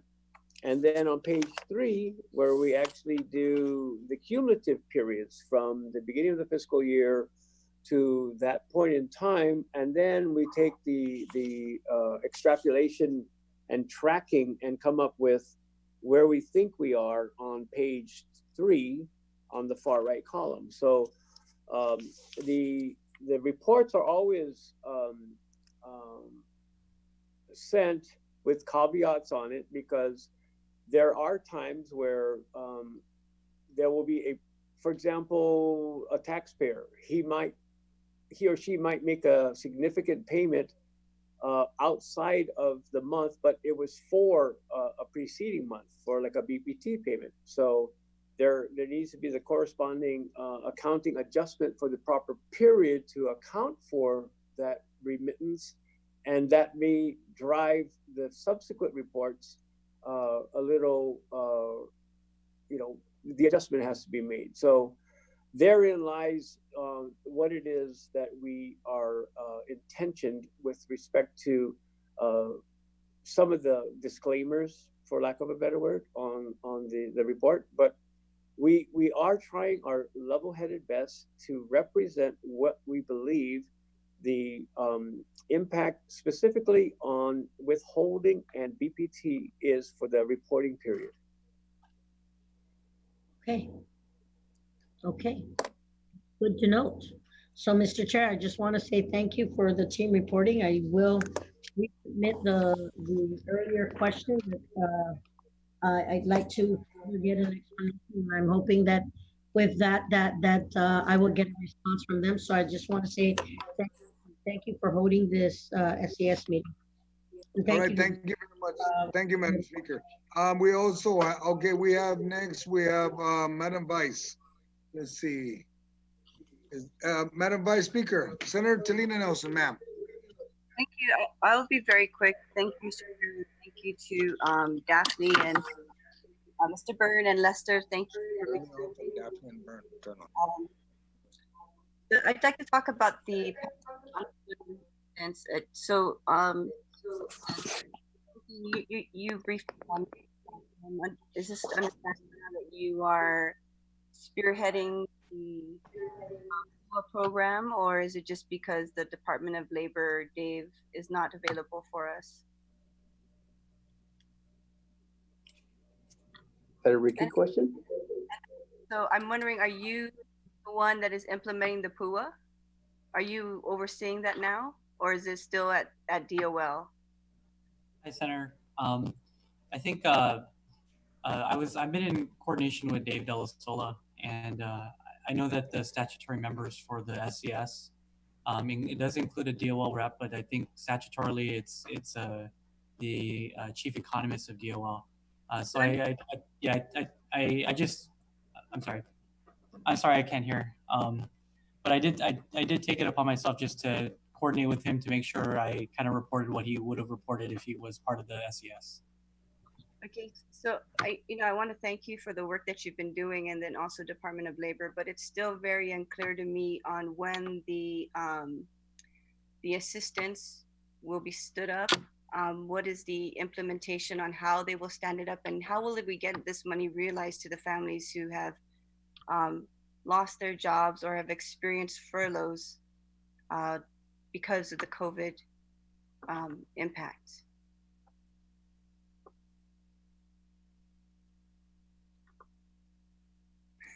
Okay. Sorry, just working out this mute thing. Yeah, no, the timeline I leave up to Dave to kind of ensure he mentions. But what I do want to mention is I think the other day the governor had discussed the Programen Salapi Adzurani Tautau program. And I know that's not necessarily an unemployment program per se, but with the increase in the eligibility of the to 165% of the federal poverty level as one eligible requirement, those that may have been experiencing unemployment, those that may not have been kept on because their business didn't get a PPP loan, or maybe their business did get one and they're using it on, they may not have picked up that employee. The program is available for the next, I guess, until the end of next week. And I think in terms of if they fall within that federal poverty level, we're hoping, because they lost their job or lost or reduced income, that they see if they're eligible based on some of the guidelines that was placed in that just the other day. So although it's not an unemployment program per se, if it may capture some of those individuals that that we're all probably trying to target. So if those that aren't eligible, or if those that have lost reduced hours or lost their jobs, that are already on a public assistance benefit such as SNAP or Medicaid or MIP, they will be getting their checks over the next few days and even probably next week, because those on public assistance programs are obviously there are those that work, so there's a lot of them. I think about if you count those that did change reports under public assistance program, which is basically when an individual currently on public assistance, that they lose their job or have a reduction in hours. It's called a change report that they file with the Division of Public Welfare at Public Health. That indicates that they lost hours, so therefore their benefit will increase on the SNAP side. So I think in looking at the data that Division of Public Welfare provided, I believe there's about 2,000 households, including all the new applicants. I think to date, I think that was a day ago or a couple days ago. So there's about 2,100 households that were included in both the change reports as it relates specifically to income reduction or income changes, to what is considered reopen, which are people that were on public assistance that fell off because maybe they made too much money and then reapplied. And then in terms of new applicants, there was about 2,100 that fall into those three categories, which represent adults and children over 6,300, I think, adults and children. So that's I guess what I'm talking about is specifically SNAP benefits, but just determining this population of people that will be receiving this cash assistance, individual $300 up to a household of $1,200 maximum. We're hoping that kind of captures the individuals that we all are trying to target in terms of unemployed, as well as I know that Daphne mentioned a timeline in terms of the recovery rebate payments. I guess those two programs in general for individual assistance, we're hoping that that could bridge us until we can stand up, responsibly stand up the pandemic unemployment assistance program, because if it's not responsibly stood up, then there's a risk of actually losing the program. So I hope I answered that question. Right. So the reason why I'm asking is because I'm getting information from so many different people with so many different explanations on why PUA is not stood up. One of the explanations is because the Guam needs to establish an unemployment insurance program, And so I don't really know how factual that is.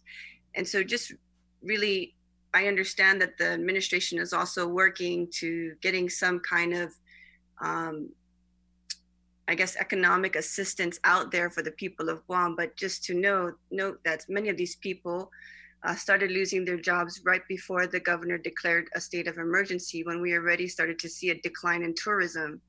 And so just to understand the timeline of when we anticipate things actually coming to realization, to see the people being assisted with this unemployment assistance. I mean, some of them, maybe even a good handful of them, a good number of them, didn't even have to avail to public assistance. And so this is something new to them also. And it's very humbling to ask for public assistance and SNAP benefits, especially when you lose your job or get laid off because of things that are way out of your control.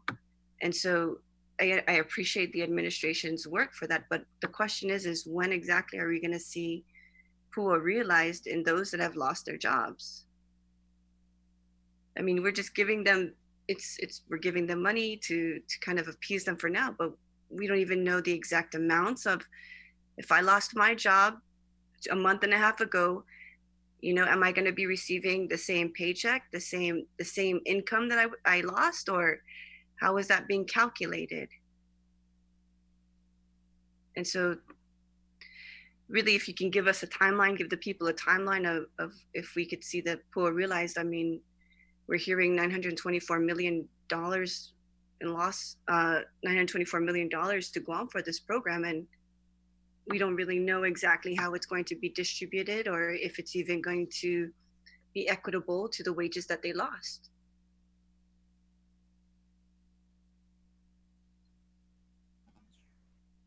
I think they're muting you, huh? Yeah, I'm muted.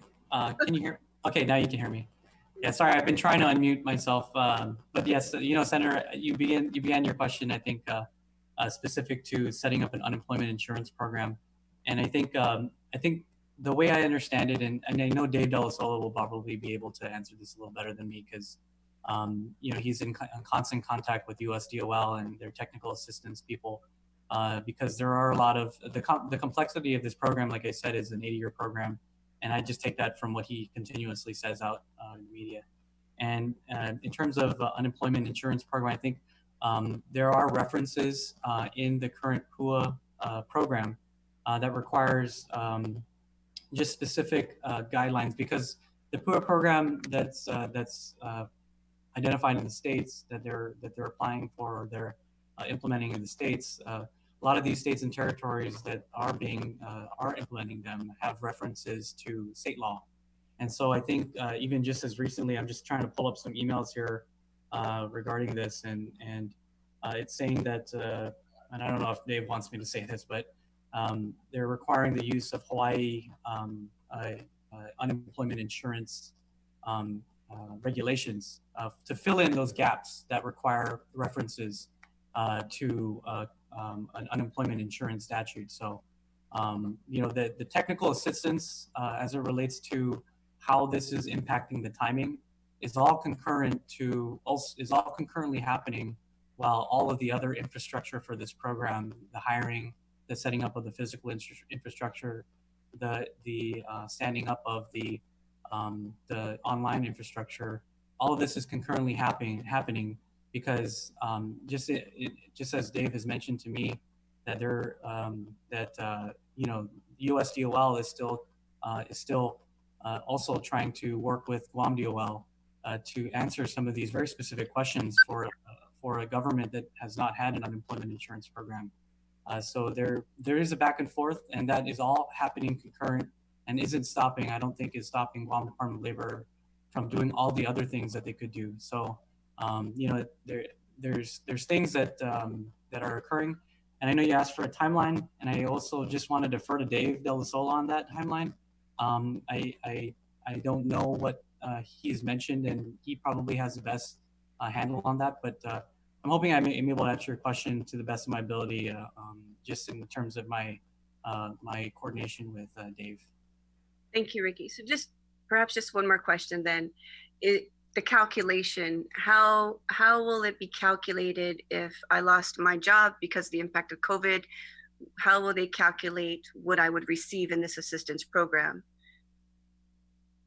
For example, I made $1,500 every 2 weeks. Am I going to receive $1,500 net pay, or?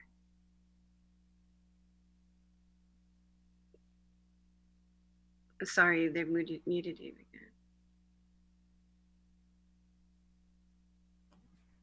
And I'm asking net, not gross. No, yeah. So I think the salary levels. So there's so many situations that we can speak of, and I know that I haven't personally sat in the training for claims processing and claims eligibility and the appeals process. I have not sat in those trainings with the employees that have been transferred over to Guam Department of Labor, but my general understanding of it is that obviously if you're laid off, then that's a very simple application. If I think what you might be asking about is a reduction in hours, and even up to today, US DOL and Guam DOL are working out the parameters for that. I think there's something that other states have, which is called, I'm trying to remember the name. It's kind of like an earnings threshold that it's kind of a bare minimum amount, and I may be getting the name of this wrong, but it's basically an amount from which if someone reduced their salary or their weekly earnings by under 345 it's under $345 a week, and I think that's gross earnings, then they'll obviously be eligible for unemployment. So let's say, for example, and I hate using examples because these are so general, and I know that things are changing just in an email I'm seeing now, is that as an example, if someone was making $500 a week and they're reduced to $344 a week, then my understanding is that that person will be eligible for $1 of unemployment benefits plus the $600 of federal pandemic unemployment compensation. So those details are still being worked out because there is a minimum threshold, I believe, that US DOL and Guam DOL are hammering out at the moment. And so, hopefully at another point in time when Dave has the opportunity to update everyone that, all of these questions may already be answered. Thank you.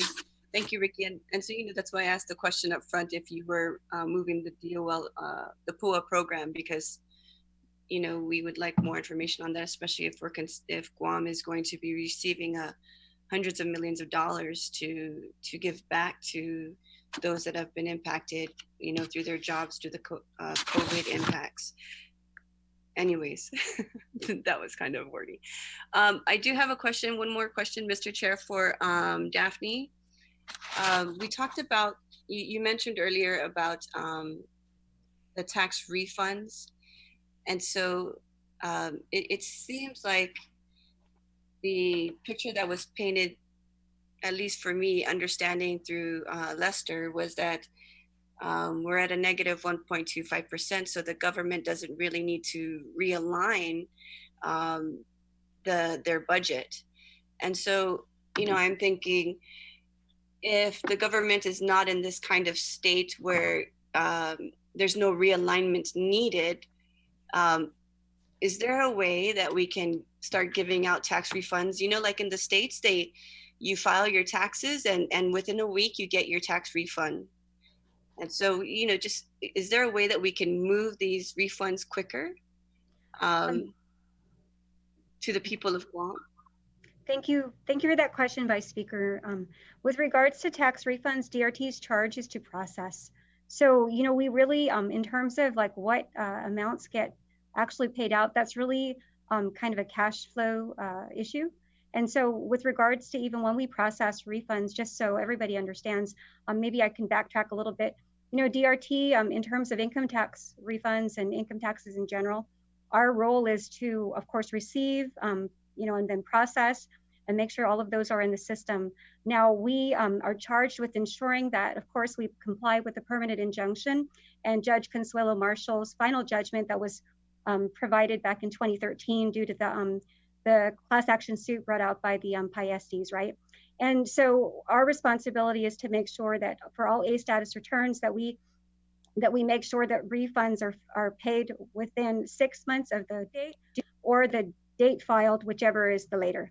And, you know, again, as I mentioned earlier, with regards to the actual where we are in terms of refund payments, as of this week, we had released, I believe, all of those returns that were A status that were filed through January 10, 2020. We did not begin to receive 2020 returns until I believe January 27 or 28. So of course, all of the refunds that were paid out to date are for 2018 and prior tax years. But in terms of, you know, determining how much gets paid out, of course, that's a kind of probably a full fiscal team discussion and decision. But DRT's role is primarily to, again, make sure that we have things processed. And as I mentioned earlier, and then apologies, our team will be filing the refund liability report that's required by law to be filed with the legislature. We're going to be filing that today, so you'll be able to see this information. But to date, as of April 30, 2020, we had about $73 million in individual income tax refunds. And it's row G, it's called refund returns, row H, refund returns processed awaiting payment. And of course that includes accepted or A, error and suspended returns, but that's a total that's sitting there that if everything is cleared in terms of if there's error, suspense, the amount that would be due and payable for 2019 individual income tax returns is $73 million. That's for individuals. So you have yet to pay that. Oh, well, and so, ma'am, what we have, right. So that's, we have not paid any 2019 returns at all because the 2019 returns did not begin being received until January 27th or 28th. And what we've paid through, and you can tell on our website every week we update it, what we pay through is through January 10. And so January 10, of course, would still be for 2018 and prior tax years. Okay. I'm understanding some of our constituents have contacted me, and they are saying that some of them there were a handful that were waiting for prior 2018. So you're telling me that all tax refunds have been paid out for 2018 and prior. So nothing from 2017, 2016, or 2015. So how it works, ma'am, is every time that we process payments for refunds, we actually include all A status returns, no matter what tax year. So if it's for 2014, 2013, if there are still those that are outstanding, once those get cleared and they become what's called A status, they're clean returns, meaning there's no outstanding documents. There's, sometimes things there's no outstanding documents, et cetera. There's no issues that have to be cleared with our agency. Then they become A, and then they're payable.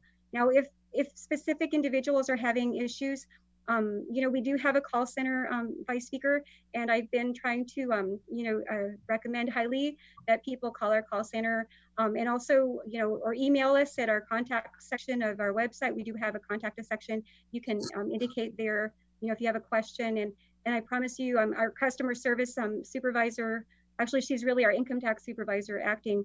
She actually is even as late as 8 o'clock, 9 o'clock last night was trying to respond to our taxpayers to make sure we get back to them. So we do our best to get back to our taxpayers as soon as possible. But really, I mean, in terms of specifics, it may be best to discuss with those taxpayers individually, just so we know exactly what their tax issues, or if there are certain tax issues that have prevented their payments from being made. Thank you, Daphne. Another question regarding housing. Does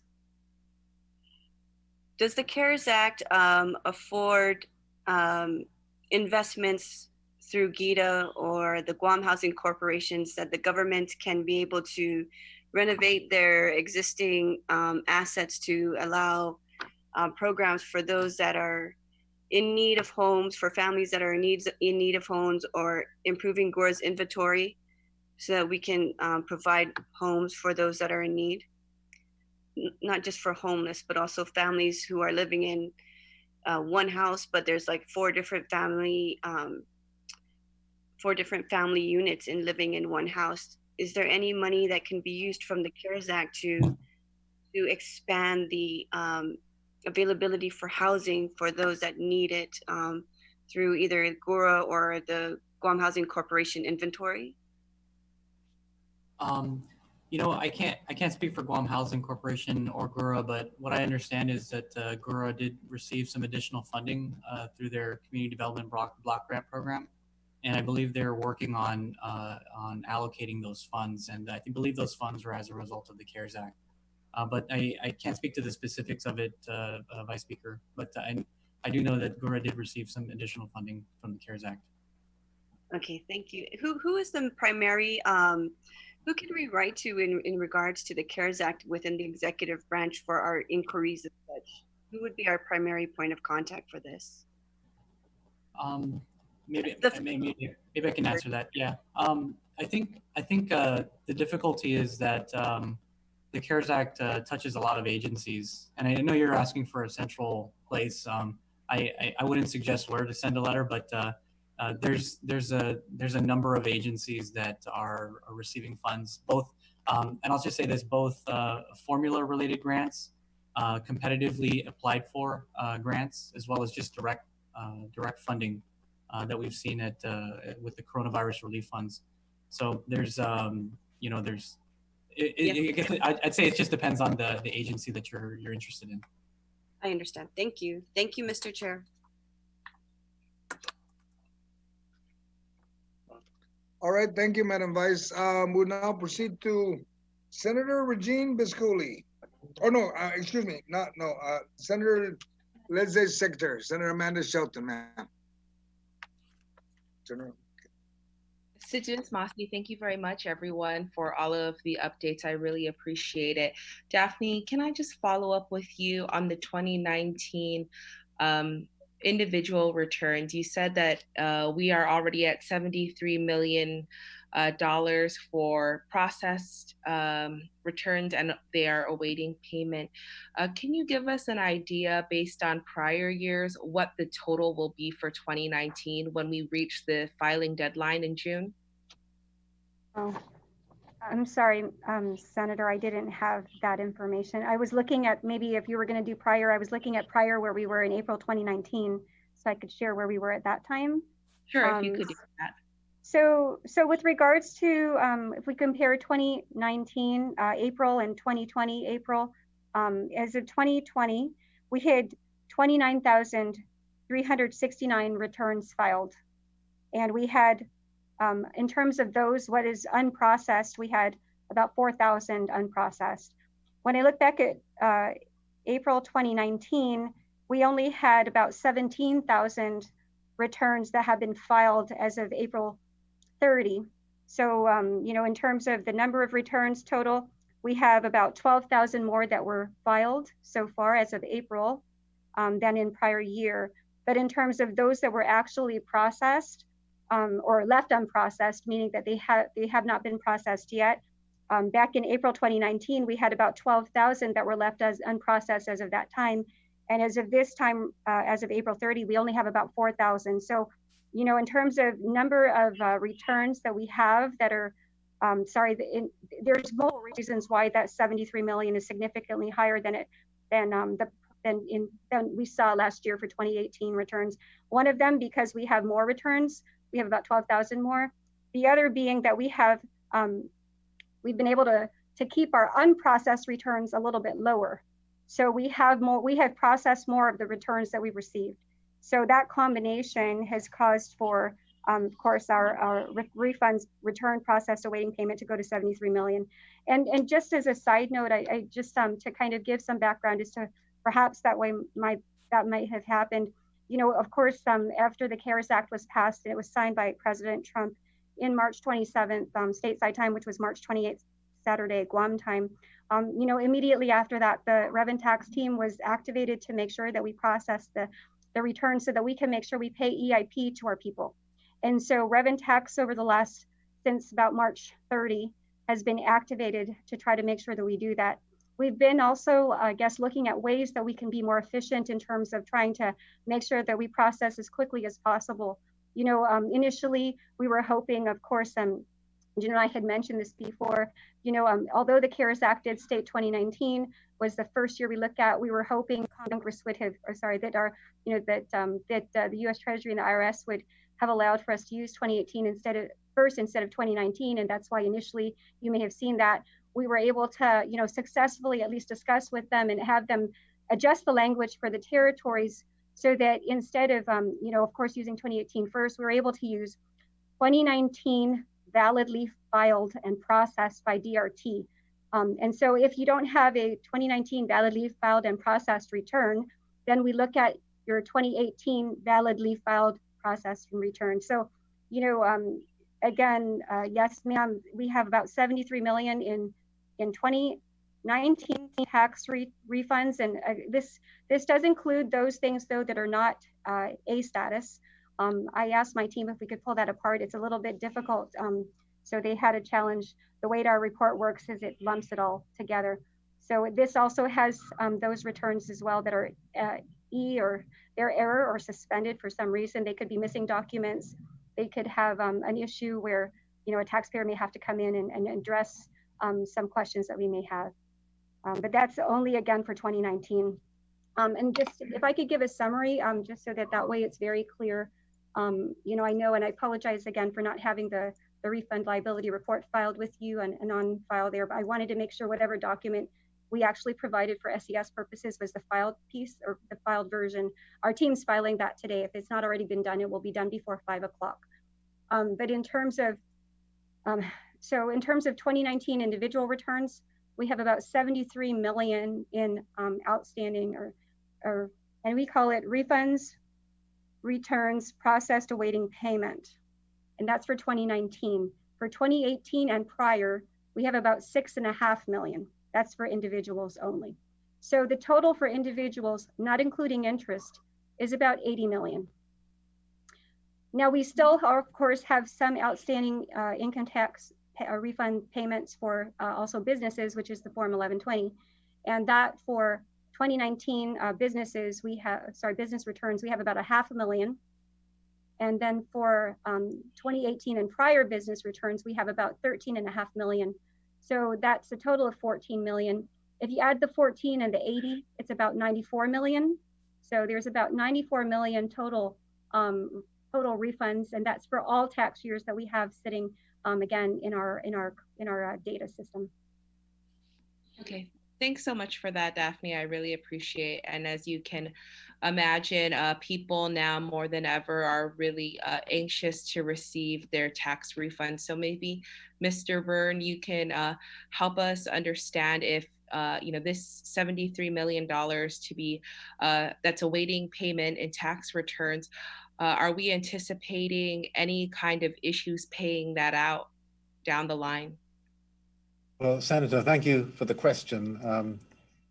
I'm not really in a position to answer it because I have only just heard about this 73 million. What I would say is, of course, traditionally, a lot of, or a large proportion of the tax refunds were paid out in April because we had the tax collections in April in order to pay out the tax refunds.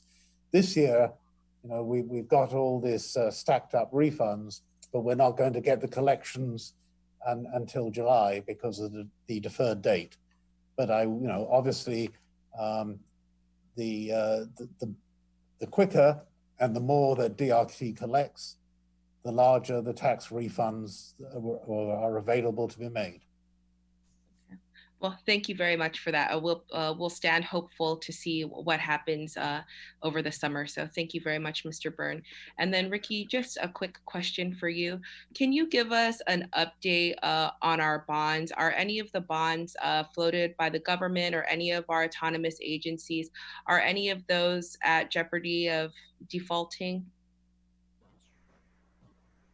Thanks for the question, Senator. I know Ed Byrne probably could answer that better than me because he makes the payments, but I think in our discussions related to bond payments, I don't believe there's any issue in terms of prioritizing those payments.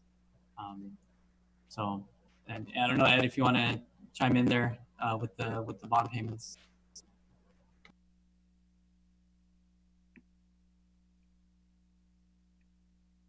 I think he's muted. Thank you for unmuting me. We give priority to bond payments, principal and interest. And the way the cash flows work,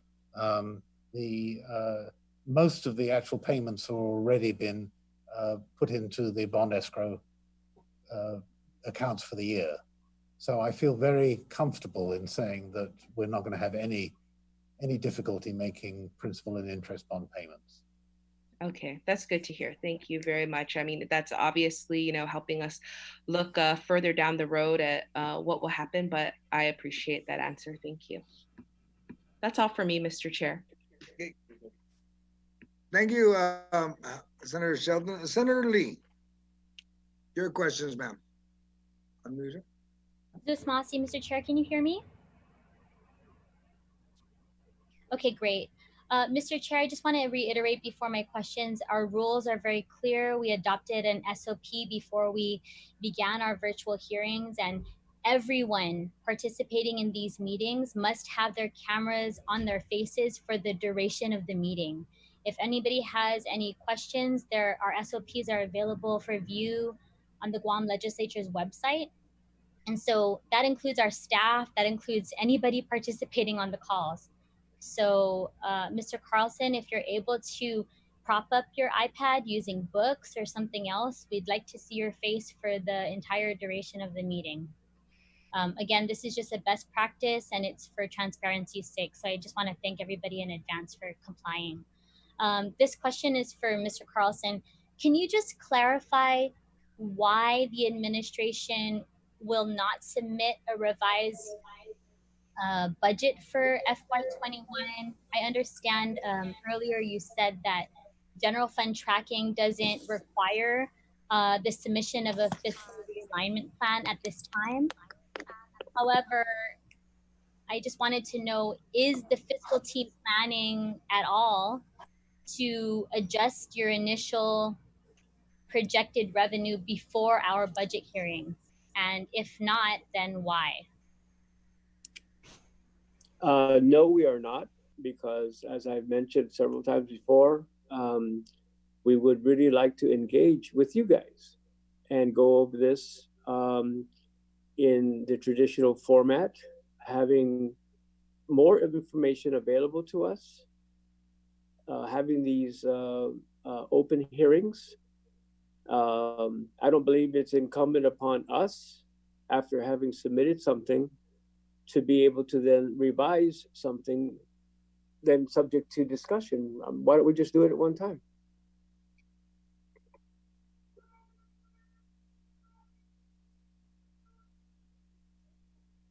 I can't hear her. I can see her talking, but I can't hear her. My face is here, but I can't hear her. I was on mute and I couldn't unmute myself. Oh, yes. Sorry. That's fine. I just wanted to get a clarification from you on the record, and you know, it is what it is. The next question that I have. Thank you, Senator. But I think I've made that clear on 3 occasions earlier today. So No, I thank you for asking. But to myself and also to the people of Guam, what your stance is. So thank you very much. Ms. Shimizu, I have a question for you. I appreciate the vice speaker's question, and also Senator Shelton's question about this, but can you just reiterate, you cited around $73 million, but that included returns with errors. So how much in status A returns are ready to be paid out? In other words, what has been already processed, but not yet paid?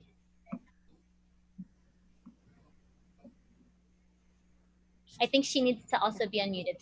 Thank you. Apologies, there's a lot of things happening, but thank you. With regards to that, ma'am, I apologize because our team I did request for a breakout of what was A status. We were not able to pull it out.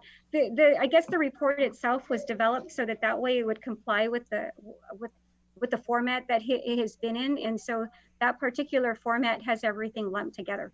So unfortunately, I don't have that information, ma'am. And if you can just clarify the date that has been paid out of error-free returns up until this point. So like, I think is it January of this year or? Yes, ma'am. So so that everybody is aware, on our website, if you go to guamtax.com, there is at the kind of the mid portion of the website, if you go there, you'll see a bright orange or goldish looking box, and the tax refund status is always there. So the same information that gets released to the media or the public on a weekly basis as we pay is what is updated and put onto our website. So as of May 4, Monday, DRT and DOA have worked to make sure that 124 tax refund checks went out, and that totaled about $443,000. And those were for error-free returns filed on or before January 10, 2020. Before Thank January you. 20. You're welcome, ma'am. Guamtax.com. That's helpful for me. Yes, Okay, thanks yes. a lot. Yes, and we do our best. I'm so sorry to interrupt you, madam.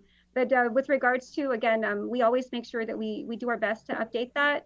And so it's generally updated on a regular basis, and you will see the date that it's been updated as of.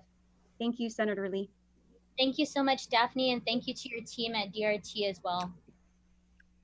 Thank you, Mr. Chair. Thank you very much, Senator Lee. Senator Kelly Marsh, ma'am, are you ready? Go ahead and unmute yourself, because even though we mute everybody's muting themselves. Okay, go for it. Vale.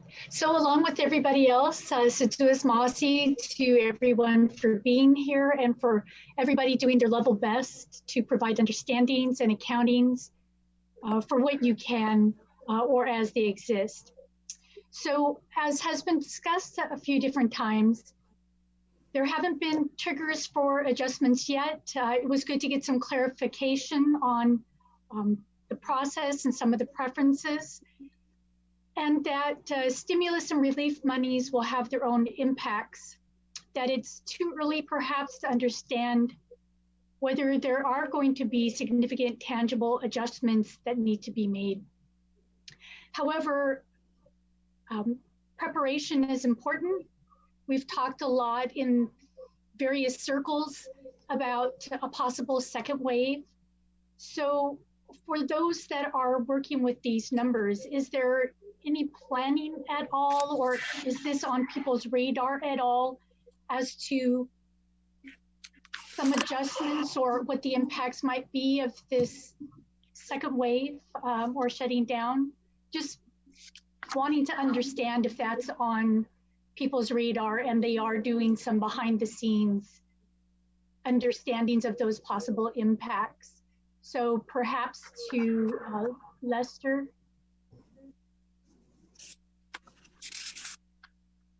Yeah, thank you, Senator. I couldn't have stated the position of the administration any clearer than Dr. Roseanne Jones in the article that she was featured on in today's Post. We just don't have enough information yet. We are looking at it, but again, if tourism is the key. If there is a cessation of COVID regionally and tourism opens up, I think we can all be assured that there will be some semblance of returning to normalcy, because the visitor markets will have opened up. We'll have the flights returning, the tourists coming in, but it's just too early to understand when that appropriate opening of our island to visitors will occur. And until that actually transpires, and in a manner where everybody is comfortable receiving tourists, minimizing quarantine, minimizing, if they've got 2 weeks of vacation, they're not going to want to go anywhere if they got to go someplace and be quarantined for 2 weeks.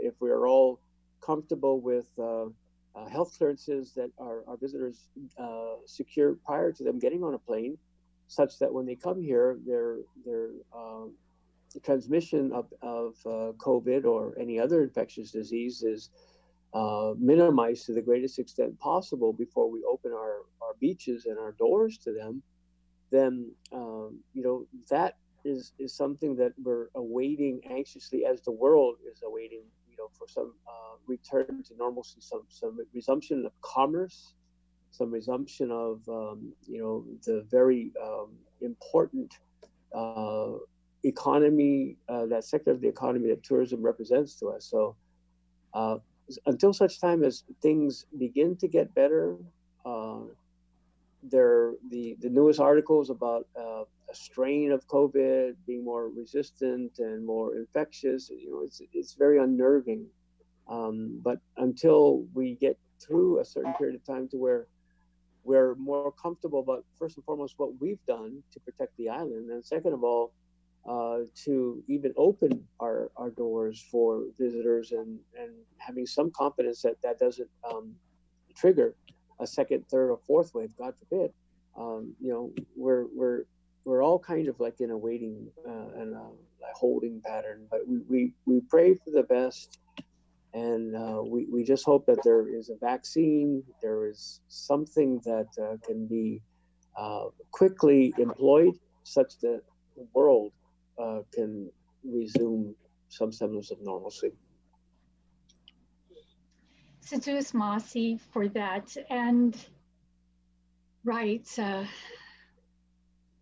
we have been observing that the positive testing after negative testing is disturbing, and still so much is apparently unknown. So that as some of what you were discussing, that we're requiring testing before they come here, it still doesn't have necessarily the guarantees. And of course, our economy is based on over 1 million people just coming and going throughout the year. I attended the GVB webinar on Friday, and I applaud GVB and all those that were part of putting that on, the Chamber of Commerce, the Department of Labor, the Guam Hotel and Restaurant Association, and others, because it's addressing some of those things to try to get us back on our feet, and doing it in a way that takes into account the social distancing and the realities of the pandemic. For Nico at GVB, are there any studies being conducted on visitor attitudes about what it will take to get people traveling? So Lester mentioned some, that maybe regionally it's important for us to all have it contained to a degree, but has GVB been doing studies about what it will take to get visitors to feel comfortable to come here?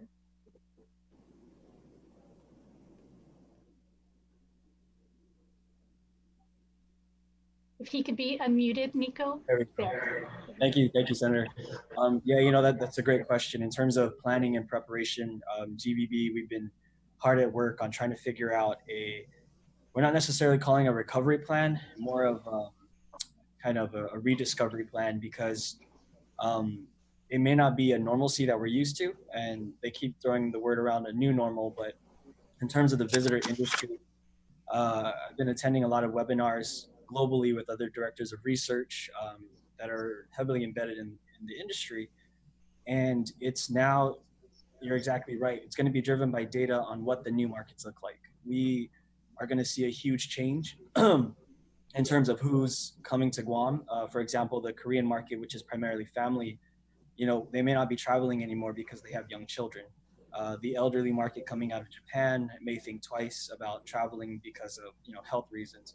So yes, right now what we're doing is, when we go into our recovery, research is kind of going to lead the way in terms of in-country research in these markets, on the ground, trying to figure out, like you said, what it's going to take. The travel motivation may not be beaches and natural beauty, and it may be safety infrastructure for the entire island. So those are the things that we're going to be looking at, and that's going to help guide us in terms of our new marketing strategy, new markets that we can go after, but primarily also market segments, right? We're going to be shifting the profile of the visitors that will be traveling globally. And so, yes, our goal is to use data first as our baseline. We know what we've had come before, but because of what's happening, clearly everything's going to change now. So we're going to use that to make the best decisions in our marketing strategy, our market mixes. But I also wanted to make note that with the visitor industry, you can't just turn on a switch and everything comes back to normal. There's so many players involved. And the fact that Korea, Japan, Taiwan, everyone that we've relied on have their own cases of COVID-19, they also have their own restrictions. And Guam is tied in with the United States. And because the United States has the worst situation globally, that may be a factor for our visitors to even come back to Guam. So even if we were to lift the 14-day quarantine period, there still is, it has to be in sync with what Japan is doing. There's travel advisories in Korea that are issuing to their citizens to not travel abroad. And same thing for Japan, they're in a state of emergency. So these are things that the Bureau is monitoring closely, and we're constantly getting updated on. And there's just so many players involved that we have to remember that we can't turn on the switch and tourism comes back to normal. It's going to take some time. I saw a report that we may see 2019 levels, not Guam in particular, but just globally, 2019 levels probably by 2023. So it's going to take some time, and it really is a reestablishment of the industry based on who the new markets are. So. Well, thank you for that. It was a pretty comprehensive answer, and it definitely brought up something that I hadn't really thought of before. With, we watched the cases in the U.S., and for those that are reported and identified, we're by far the highest numbers. And I hadn't put that together until you said that tie-in with the U.S. may actually impact us in certain ways and how we're perceived in the region.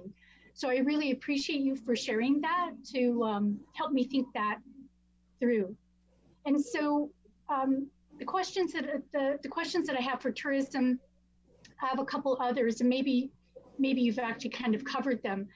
So there are many types of tourism, and we are hearing from the business community that they're interested in traveling again. Certainly I've had people reach out to me to understand the protocols for being able to travel so that they can be carrying out their off-island and on-island business again. Do our business travelers, they may be some of the first to get back up and running. Do they make up a significant portion of our tourism industry? We have different types of travel, right? And a lot of them travel in groups. So I think that might be a hard hit market, right? Our MICE groups, meetings, incentives, conferences, exhibitions. So in terms of maybe essential business, right? Maybe 2 or 3 people going for a meeting. I definitely see that as a potential for startup. And, I've been talking to a couple of the airlines, and I know that there is some light at the end of the tunnel. I think a lot of our markets are hopeful that there could be some kind of rebound by January through March or Q2 of FY 2021 in terms of some movement. So right now it really is just it's a timing game for us. We have a rediscovery plan, if you will, and when we launch it, obviously it has to be time sensitive to the situations in our markets. But I mean, initially it's going to be these smaller groups probably traveling together, maybe those who are confident in their health condition as opposed to others. But for the most part on Guam, we have student groups, we have other companies that come to Guam for travel, and I hope I'm wrong, but we may not see those in the near future, or at least the short term. So. Okay, and so I'll go ahead and skip the last question because I think you've covered it, but thank you for those answers. For the Department of Revenue and Taxation, for Director Shimizu, since the monies have been coming in that are going to be able to be providing for the stimulus checks, does that mean that, or what is the timeline for reimbursing the $11 million that were paid out in anticipation of those monies being received? Thank you, Senator. So with regards to that, our focus it actually has been since the CARES Act, since we received we didn't contemplate that we would have received the monies like the next day. And so we received the monies the next day and we're grateful for that. Now we're just kind of trying to focus on making sure we get out new monies to our people. But of course, making sure that we get reimbursed for those or reimburse our general fund is also priority. But the primary thing that we've been focusing on right now is the reconciliation of those the accounts that we receive, so that we make sure that we don't have duplicate payments, and that we get the checks that are for our people out as soon as possible. So that's kind of been one of the primary things we've been focusing on. But of course, absolutely, Senator, we're going to also work on making sure that the general fund is, of course, reimbursed for the amounts that have been paid out. Just Masi for that, Director. And I'm not quite sure who to address this to. Maybe it would be Lester or Burns.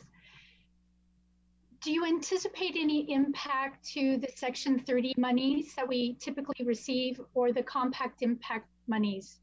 I think they're considered pretty stable sources, but I just want to understand how to think about them. Can we consider them stable going forward to your understanding, or are they something that we should be keeping an eye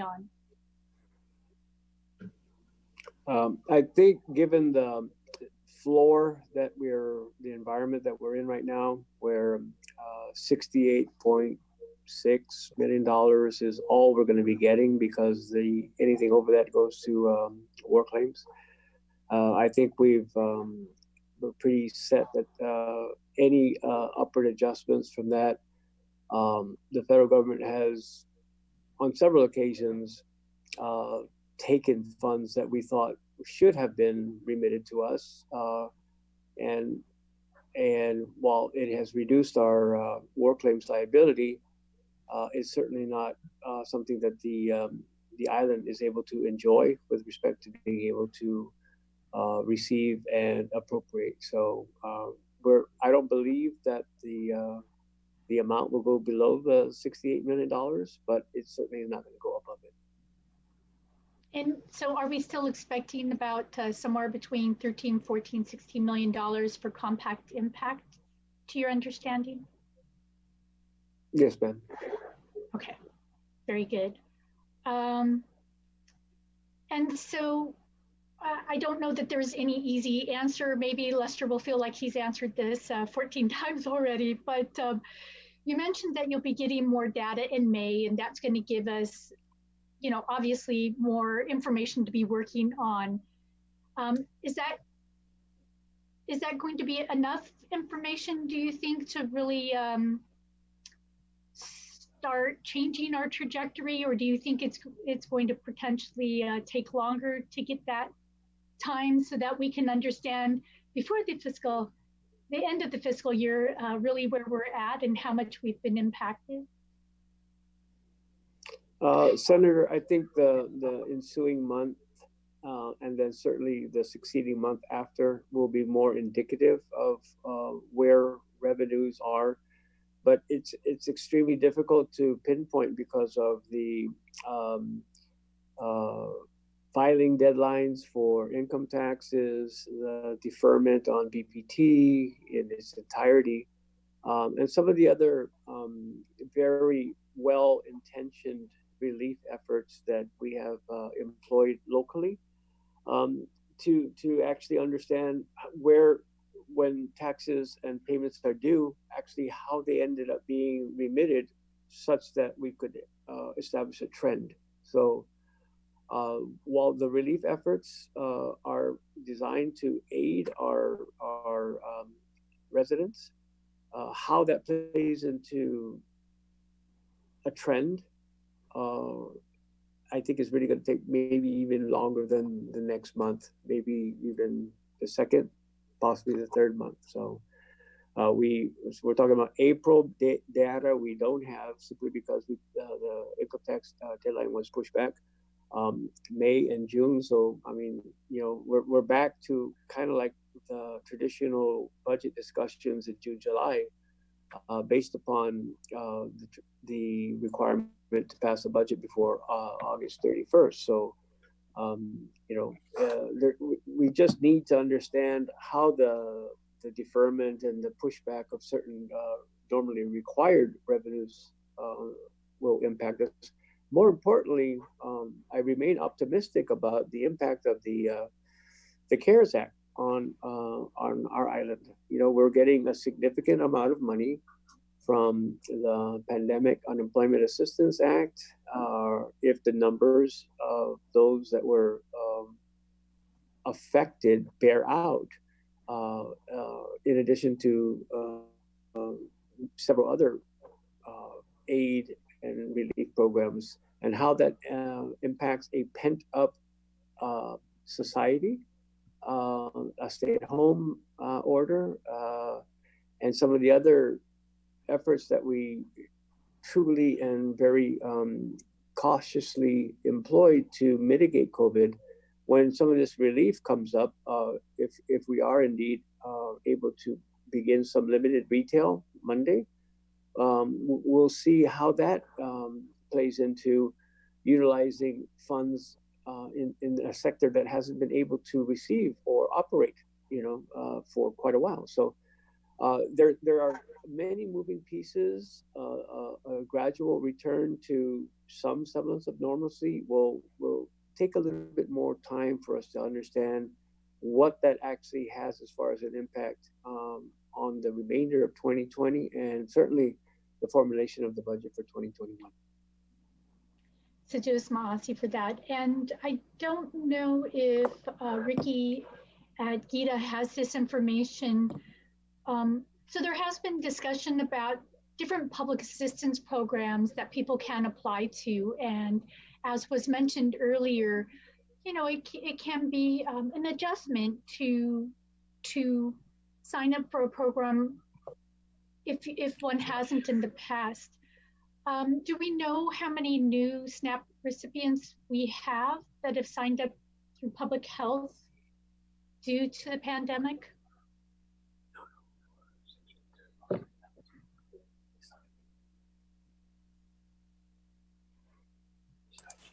Senator, if I could leap in on that question. If you know, Mr. Byrne. We've just before this meeting started, we got some information from public health, and fortunately I haven't had a chance to look at it yet. We're using this information to start the payout, and so we have to collate it and make sense of it. So at this moment, I can't answer the question, but I'll let you know, sir. I appreciate that. And it is good to hear that there are people that have been able to avail themselves in this program. Just to make sure that my understanding is clear, is there any limit that you're aware of on how many people can apply? I mean, is it just meeting a threshold, and if they meet that threshold, they can be part of that federally funded program? Excuse me, Senator Kelly, Mr. Byrne, folks, I was hoping the question would just stick to the agenda, because I know Senator Kelly, you have a lot of questions. I know there's a lot of information. No, that was the last one.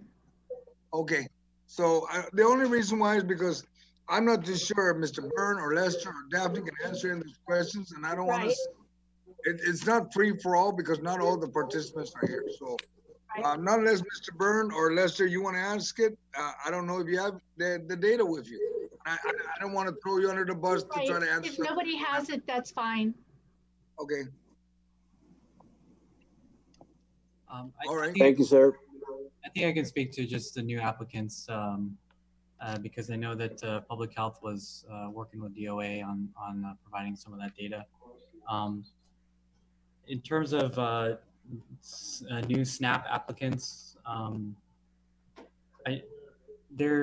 guess there's in-process applications, and obviously Department of Division of Public Welfare will be able to answer this a little bit better. But I just wanted to kind of help maybe move that along. SNAP new applications are 334. I think that's as of this might have been as of a few days ago. So there might be some updated information, but new applicants 334, I think, is the number. And as it relates to SNAP Reopen, which are those that are that used to be on SNAP, but fell off and then came back on. I think there's 711. And I'm sorry, I can't give you as of the correct date. I think that might have been a few days ago, or but that's kind of at least some indicator that that hopefully that helps answer your question or leads you to some conclusion. Yes, thank you. Sejus Maasi, Mr. Chair.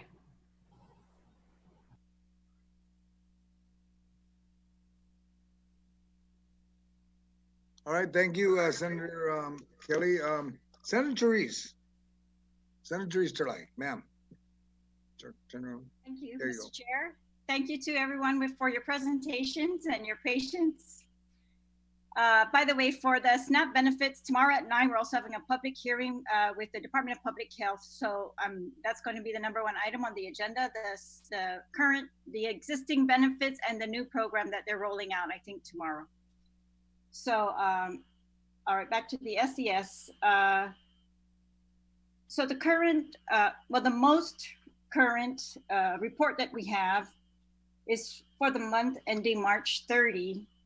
It shows a -1%, which is equal to about $8 million decline in revenue projected for the rest of the fiscal year for the general fund. And then it shows, what's your total? I totaled it to be about 18 million negative for the special funds. Is that about right? That's your projected again to the end of fiscal year 20?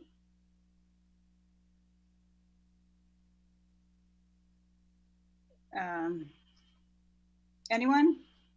Okay, well, that's what I calculated about to be about minus 18 million for special funds. So I guess I just wanted to follow up because, so Mr. Byrne had said that the April totals look very similar to March. And I think Lester had given us one number for March, which was the TAF that they had projected already.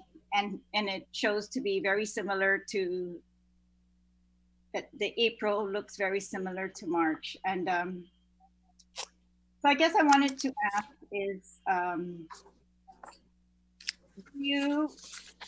what you use in this March report, you, according to the footnote that you pointed out earlier, you took into account the decreased economic activity due to COVID-19 on withholding taxes amounting to 18 million, decrease in business privilege taxes amounting to 9 million. And I guess I want to ask, so now that you are aware, but we are not aware of the April data, do you still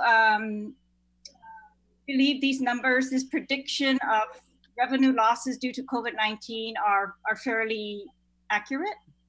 Mr. Byrne? Well, Senator, let me just clarify that my remarks that you quoted were in relation to the general fund receipts, because that's what we were discussing at the time, not the special fund receipts. I'm talking about general fund also right now, Mr. Byrne, because yeah, Lester was talking about the TAF at one point, comparing April to March, but now I'm also talking about general fund, where they estimate a -1% decrease overall for the fiscal year, and about that equals about -$8 million. And part of that was based on, according to the footnote, -18 million in the withholding and -9 million in the BPT. And I'm asking you, you know, since this was calculated, do you think these losses based on COVID-19 are still accurate? I mean, Not you sure know, I really relative understand your question. Perfect. The general fund receipts were for March were about 46 million, and the best number I have for April is about 46 million. Okay. All right, then I wanted to ask if when these numbers were calculated, Lester, I know you keep speculating about it, but when the minus on the withholding and the projection for the minus on the BPT were calculated, did you count in there any of the CARES Act money or stimulus money at that time?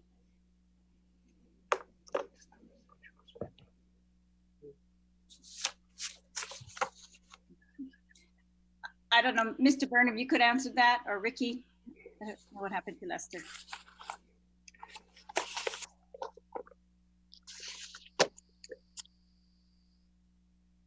Mr. Byrne, can you This is unmute? Lester. Oh, okay. Hi, Lester. Yeah.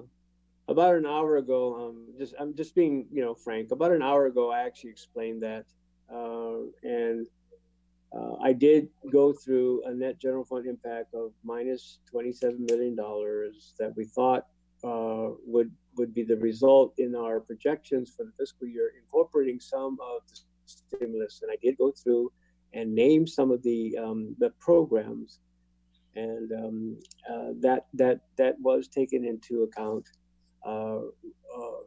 to be able to understand where some of the offsetting income would be. All right. So the minus 27 million is what? Tell me what that number is one more time, Lester. If I've been paying very close attention for these hours, but just explain it one more time. Minus $27 million. What are you talking about? It's, overall fiscal year 20? Yes, ma'am. That's overall. Okay. General fund? Yes, ma'am.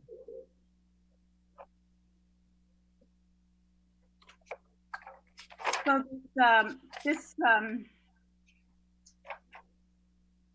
this report that we're looking at that predicts an overall general fund decline of only 8 million is obsolete, you're saying?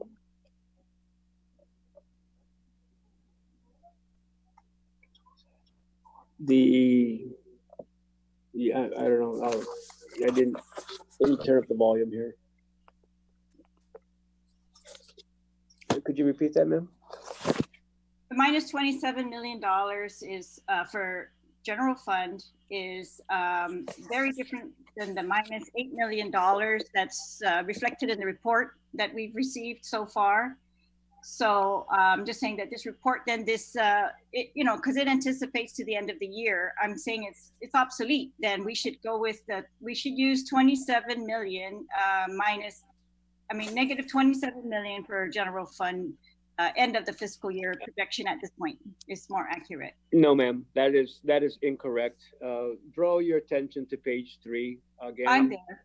The actual revenue accounted for, cumulative revenues received to the adopted, we were ahead $20 million. Please look at page 3, column number 3. Lester, I'm on page 3. On the bottom it says the total ma'am, look to your right. Revenue is going to be $8 million negative. And so I'd like for you to just answer my question, please. No, ma'am, listen to my explanation, which I provided earlier. Look to the left.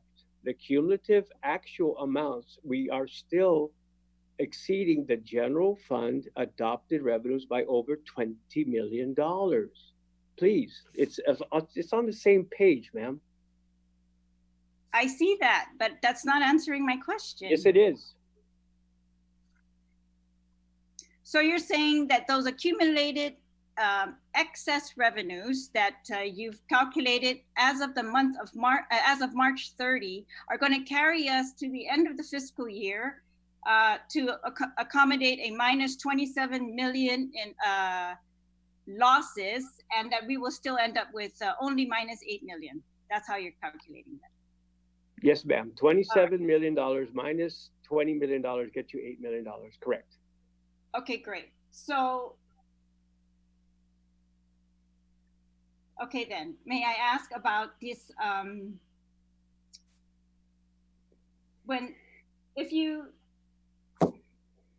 I don't know, we were in a meeting recently with other administration officials where they threw out a number estimated about $53 million total of impact for FY20. So is that $53 million something? I don't know. I guess it's not. I don't know now because it made it sound like that would be the net and that we would have to accommodate a $53 million loss in our FY20 budget. And are you saying that's not necessary anymore? No, I'm not saying that. But you did begin by incorporating both the special fund report and the general fund report, which is very good thinking on your part. And you were, I'm sorry, but this muting game is very difficult for spontaneous discussion because I was trying to answer your question, but unfortunately the mute game is really kind of like deja vu here. But that being made, your $20 million shortfall, you're correct. We between the tourist attraction fund and the customs and quarantine fund, we estimate that there's going to be about 20 some million dollars in special funds short. So yes, the cumulative effect overall would be about $53 million between what it is that we believe is on the raw data. But then when you take into account the actual revenues received, the $27 million is reduced to 8. Yes, we have work to do on the tourist attraction fund and the customs and quarantine fund simply because we're not getting visitors and we don't have people in the hotel. But the general fund, the number is very accurate with the data that we have. When you take into account where we started from being ahead of the game by $20 million and then looking forward in a $27 million revenue reduction, therefore the net is -8. And then with the tourist attraction fund, you are correct, ma'am. We do anticipate having a shortfall in the tourist attraction fund, but I will call your attention to the fact that we did call out and mitigate that in the 2 footnotes. We've already taken into account a reduction in the TAF and the customs and quarantine fund in our projection. Therefore, mitigating some of the damage simply because we were ahead of the game for the tourist attraction fund before this point in time. All right, appreciate that. Thank you. So if things hold close to this, and we end up with like a -8 million in general fund, and then these losses in the special funds, how do you, and you're not going to submit a realignment plan, as you've said very clearly, do you, have there been any circulars submitted to the or sent to the agencies that adjust their spending levels or any other, changes in how they're operating that would accommodate this loss of 8 at the negative numbers that we're looking at this point? Actually, right now, quite the opposite, because we did tap $7 million from general fund agencies to fund COVID response. Upon receipt of the coronavirus relief funds, I sent a letter to the speaker informing her that we were restoring the general fund appropriations to the agencies that we took funding from to be able to respond. I do have, we sent out a appropriations reserve report. I think it was end of last week, earlier this week. So we do have our tool of putting certain general fund revenues in reserve. But quite frankly, the biggest encumbrance on the general fund is personnel, and we'll more than likely have to resort to releasing a good amount of that simply because we want to keep everybody working. We will be more than likely putting more of a freeze on discretionary spending, supplies, equipment, stuff that hasn't been encumbered as of today as a mitigating measure. Have I sent something out officially on that note? No, I have not. Is that something that will be done in the very near future as a precautionary and very appropriate fiscal measure? Yes. All right. What about hiring? Is hiring going to be frozen? We're Not actually pretty. We're actually very. I don't know what the appropriate word is in a public forum like this, but federal funds. We welcome any employment with federal funds. If somebody is Yeah, I'm talking hiring about somebody that is going to be replacing somebody, therefore not adversely affecting the budget, then those kind of things we are okay with. We more than likely are going to have to take some very serious looks at new hires that have an impact on the general fund, simply because the CARES Act only covers expenses that were not part of your budget and were due to COVID. So if we have a really good augmentation of nurses through public health, simply because it's COVID related, and the call for frontline professionals was absolutely necessary. But a lot of that is covered by the federal funds coming in. But do we want to open the door for more impact on general fund agencies and general fund expenses? Certainly not. that was a long answer, but can I summarize it to say that federal fund hiring is not going to be impeded, but local fund, general fund hiring might be, I don't know, paused? Yes, ma'am. That's an accurate summation. All right, great. Nico, in a previous meeting with GVB, they projected a $20.4 million shortfall for the TAF. And I guess, would you say that this is consistent with the projections by BBMR at this point? So the way we do our projections at GVB, obviously a completely different methodology than Lester and his team, right? And the way we do it is based on visitor arrivals paying directly into the TAF as a tax, as a portion per person. So for example, when we do it previous years back, I would calculate each visitor pays in from anywhere between $23 to $27 per pax into the TAF. So when we start doing our projections in terms of losing seat capacity, losing visitors since March, that's kind of how we generate our projection. So BBMR has their own methodology that Lester and his team do. But for example, one of the things that we are taking into account, right, is there's a delay. Even though we essentially stopped getting visitors midway through March, basically all of April, now all of May, we probably won't get anybody in June as well. It's getting pushed out. So I think when we go back and kind of figure out the new numbers, Senator, it might be somewhere in between our numbers at GVB and BBMR's numbers.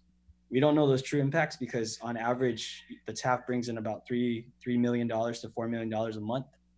And imagine if we don't have that money for the next 3 months, that's already $9 million to 12 million. So right off the bat of the 45 projection, we're probably closer to somewhere between 30 to 32.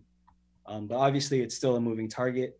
Right now, we're just trying to bridge the gap. And because of the delay in terms of data and the collection, I know, Lester, you said there was a collection of, was it 3.4 for March, and then April was 2.1, I believe. So yes. that 2.1 is actually collection of that first part of March where we did have visitors, where it's still sort of business as usual. So the telltale sign is the next couple of months, the next quarter for this fiscal year, in terms of how we'll end up. All right, but So I'm sorry, to answer your question, I think The projection is probably going to fall somewhere in between both of our numbers right now. Okay, so yours is at 20.4, is that correct? For a total? About 25 million. Okay, 25 million, and BBMR's is about 8.5 million overall. Okay, loss. And so we might come somewhere in between that. All right. Yeah, okay, and then Ricky, this is a question for Gita. We received a correspondence from Gita recently, and it was a letter or a report on your current expenditures, I think, tracking for the current fiscal year. But it stuck out to me because it's a negative 500,000, and I guess I just wanted to have you explain that. Is that normal, or is that going to be made up in the rest of the fiscal year, or what's going on with that? Okay. Yeah, our financials are we don't do a projection on our financials, so that's just our actuals to date. Our revenues come in sporadically, so there may be some timing differences in between each month. So, as the fiscal year goes on, myself and Mel obviously will be taking a look at those expenditures, but it's not a tracking; it's just an actual. And I think part of it, and I don't have it in front of me, but I think some of that is unrealized losses as it relates to some of the cash that we have. So that might be impacting that bottom line as well. Right. I guess, are you concerned that you might have a negative at the end of the fiscal year, and at the rate it's going, it's a negative of $500,000? Yeah, I mean, we do have some concerns, and we're obviously dealing with that as the fiscal year goes on. But like I said, there's expectations in our budget that we have some revenues that might come in that are not a consistent stream. So they might come in as an example, in our budget, we had a GWA bond that's going to be issued, and that's still kind of going on track. So, we have a consistent stream of expenses, but obviously our revenues kind of fluctuate throughout the fiscal year. So there's just going to be some timing issues with that. All right. Okay. May I ask, is Mr. Burns still there? Is the FY 2019 audit completed? That's we had much discussion in the last few months before COVID-19 hit us regarding whether there was, excess funds from the FY 2019 based on the projected or the actual expenditures. And I guess you always told us to wait for the audit. So is that audit completed yet? That was sound advice, and I stick by it. The audit isn't complete because obviously we've had various factors that have impeded the progress. We're waiting for a lot of information from some of the autonomous agencies which have to be compiled into the audit. But I still expect to be ahead of where we were last year.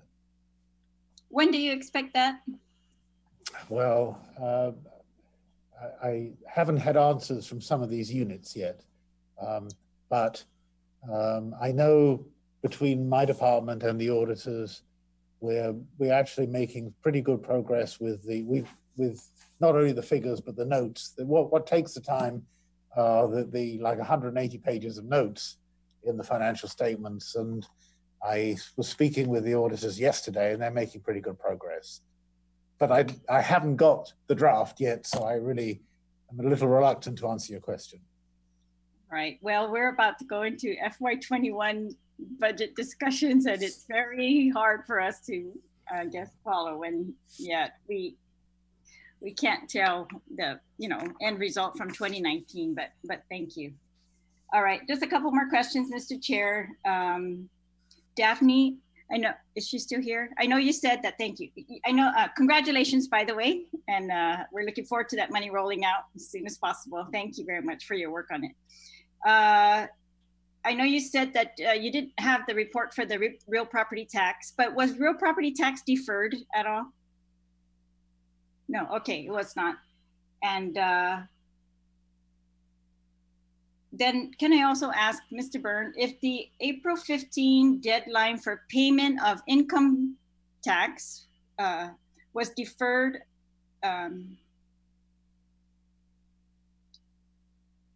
does that mean it was deferred until July? Does that mean that the technical pay by 6 months of the deadline is going to also be pushed back until looks like from October until January, or will you still honor the October deadline to pay the tax refunds? I can't hear you, Mr. Byrne.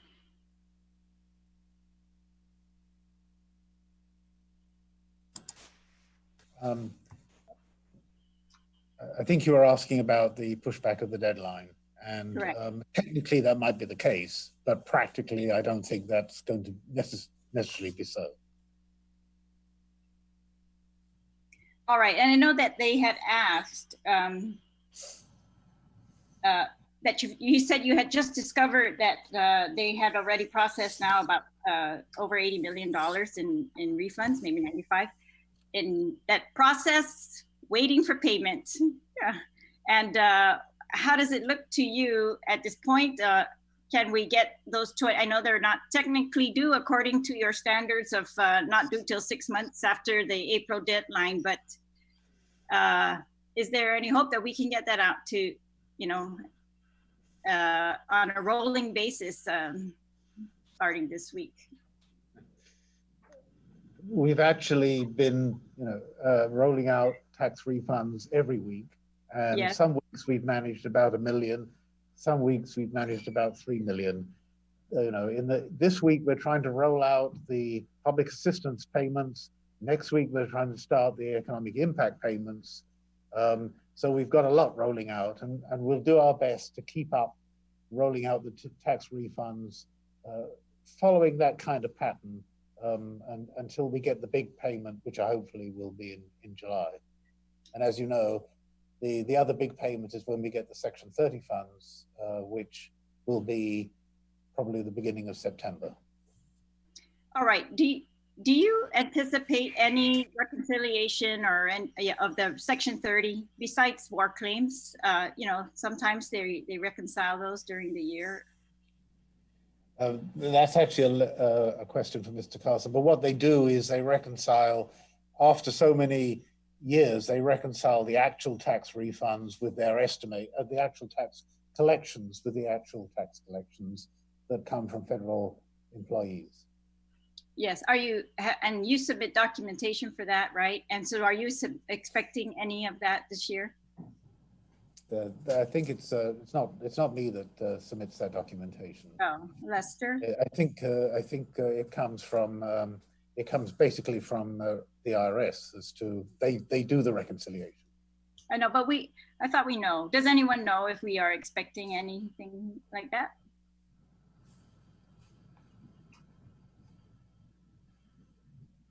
All right, I'm not seeing any answer. All right, I'm going to move on. Daphne, is rolling out any of these federal programs like IRS? It's you're going to roll out the stimulus money, but does that impede your ability to continue to process tax refunds at the same time? Actually, ma'am, no, and the reason why is because in order for us to pay out, in order for us to pay out both, we have to process. So, right. As we process returns so that we can pay out refunds, those are, of course, again, what is utilized to calculate the EIP and will be used to pay out if it falls within the criteria, right? As I mentioned, the validly filed and processed, right? So that's a very critical piece. But yes, yeah. So as we process those, returns will continue to of course complete the. We'll continue to process. Then of course the refund returns will continue to be processed, and those will be, those will continue to grow. So I think that's great. So we're getting our 2019 tax returns processed very, swiftly, and they're sitting ready for payment. But I guess, I should ask Mr. Byrne again that whether, I don't think that rolling out the federal program should impede the continued rolling out of the tax refunds. That money's totally separate, and it's not waiting on any processing, at least on your end. All right.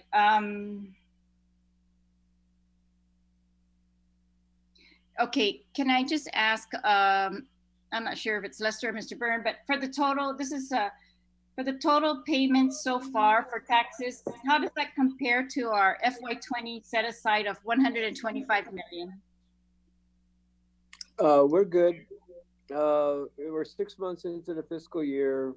Remember, we don't calculate the ACTC as part of what it is that we budget for, simply because it's a reimbursement. So the 125 plus around $20 million we normally get from ACTC brings the amount available for tax refunds in the $140 million range. So we've always been okay with respect to that amount budgeted and available.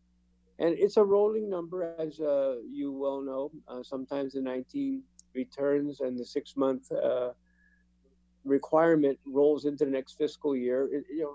But we're okay. All right. What about the source of transfer for the war, or source of funding for the local war claims program? We've been asking this report, and I think the governor said she would send it down or have it sent down, but I haven't seen it yet. This source of funds for the local war claims program. What the source of the fundings for the local war claims?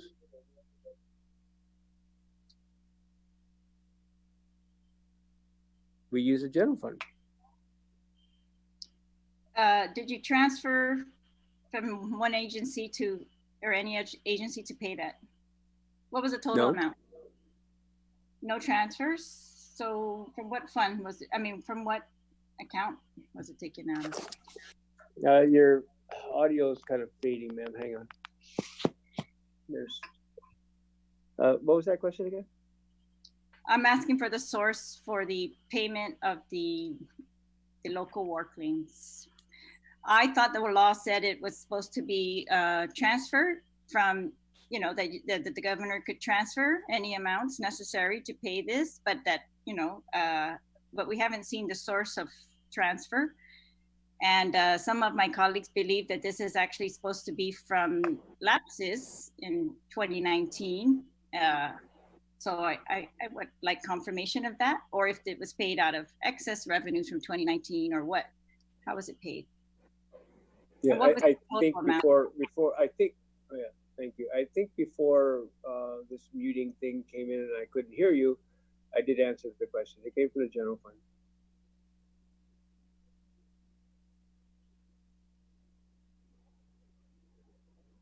No, I know, but from where? From what part of the budget, I guess? Okay. Ma'am, it came from the general fund. Lester, this is what we did months ago. And, we met with yes, and it's not going to change. It's not going to change, ma'am. You asked we met with the governor recently, and she told us straight out that I'm not really sure what this has to do with the special economic service meeting. I really think we're deviating from what it was that this meeting was convened to, because it's very address, and it's I very understand relevant. transparency, but I've answered this question, as you said, ad nauseum, and you're not going to get a different response from me. So I don't understand why you keep asking me. I'm not going to change my response. All right. Well, then I'll it's not the answer you want. One more That's time. Fine. That's correct. I can agree to disagree, but I'm not going to change my response, ma'am. That's fine. But if the money was transferred out of other agencies' budgets, I feel like the legislature needs to know that, because we need to take into account which agencies are going to be short in their budgets because of that. That's at this point, while we're still waiting for the reimbursement. And I think it's very— Senator, did you receive a notification by the governor to the speaker of a general fund transfer for the payment of war claims? No, that's exactly We're why required by law to report any transfers utilizing the governor's transfer authority. Did you receive that? No, that's why I asked you months ago, and that's why I'm asking you today. So therein lies your answer, ma'am. It didn't come from agencies, so you don't have to worry about that, because if it did, we would have reported that to you. So the question that you're asking was already answered. I'm gonna move on. All right, fine. Then thank you. I'd like to move on too. I'd like to adjourn, actually. Can somebody tell me if there's any of the 2019 excess revenues were expended?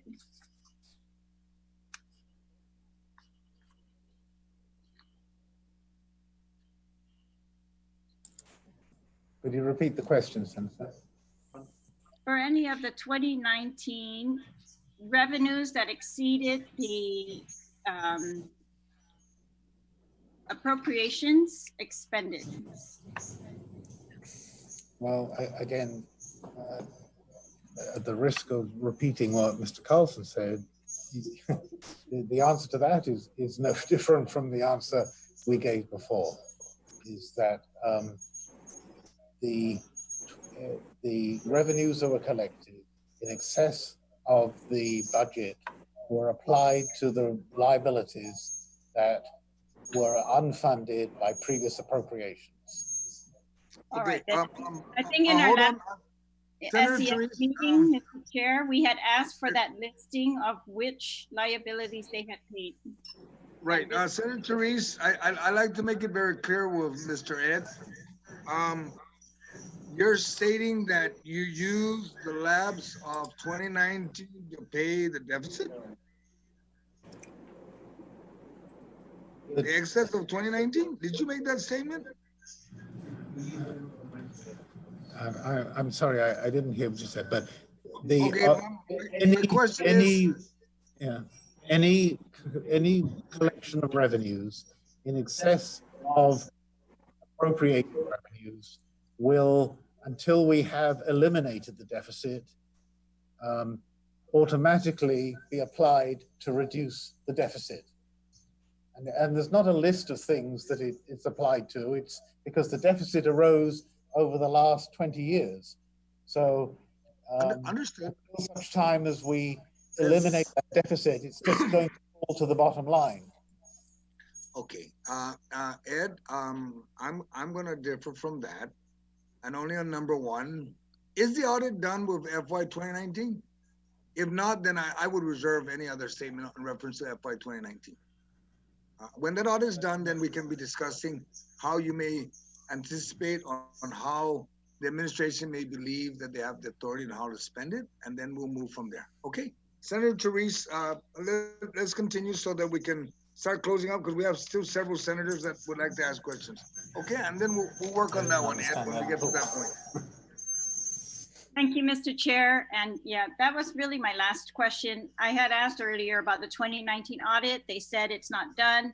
We had asked in previous SES meetings regarding the, whether they are expending that excess, what we call excess 2019 revenues, and they are saying they are, but they won't give us a listing. And you had asked them for a listing at the last meeting. So I just wanted to follow up with that, Mr. Chair, and also find out the source of payment for the workings.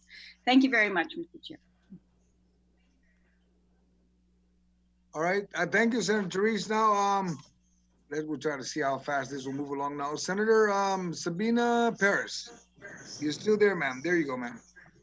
Thank you, Mr. Chair. I just want to point out that I've been sitting in the Guam Solid Waste Authority meetings, and they actually have a projected shortfall of $2.2 million thus far.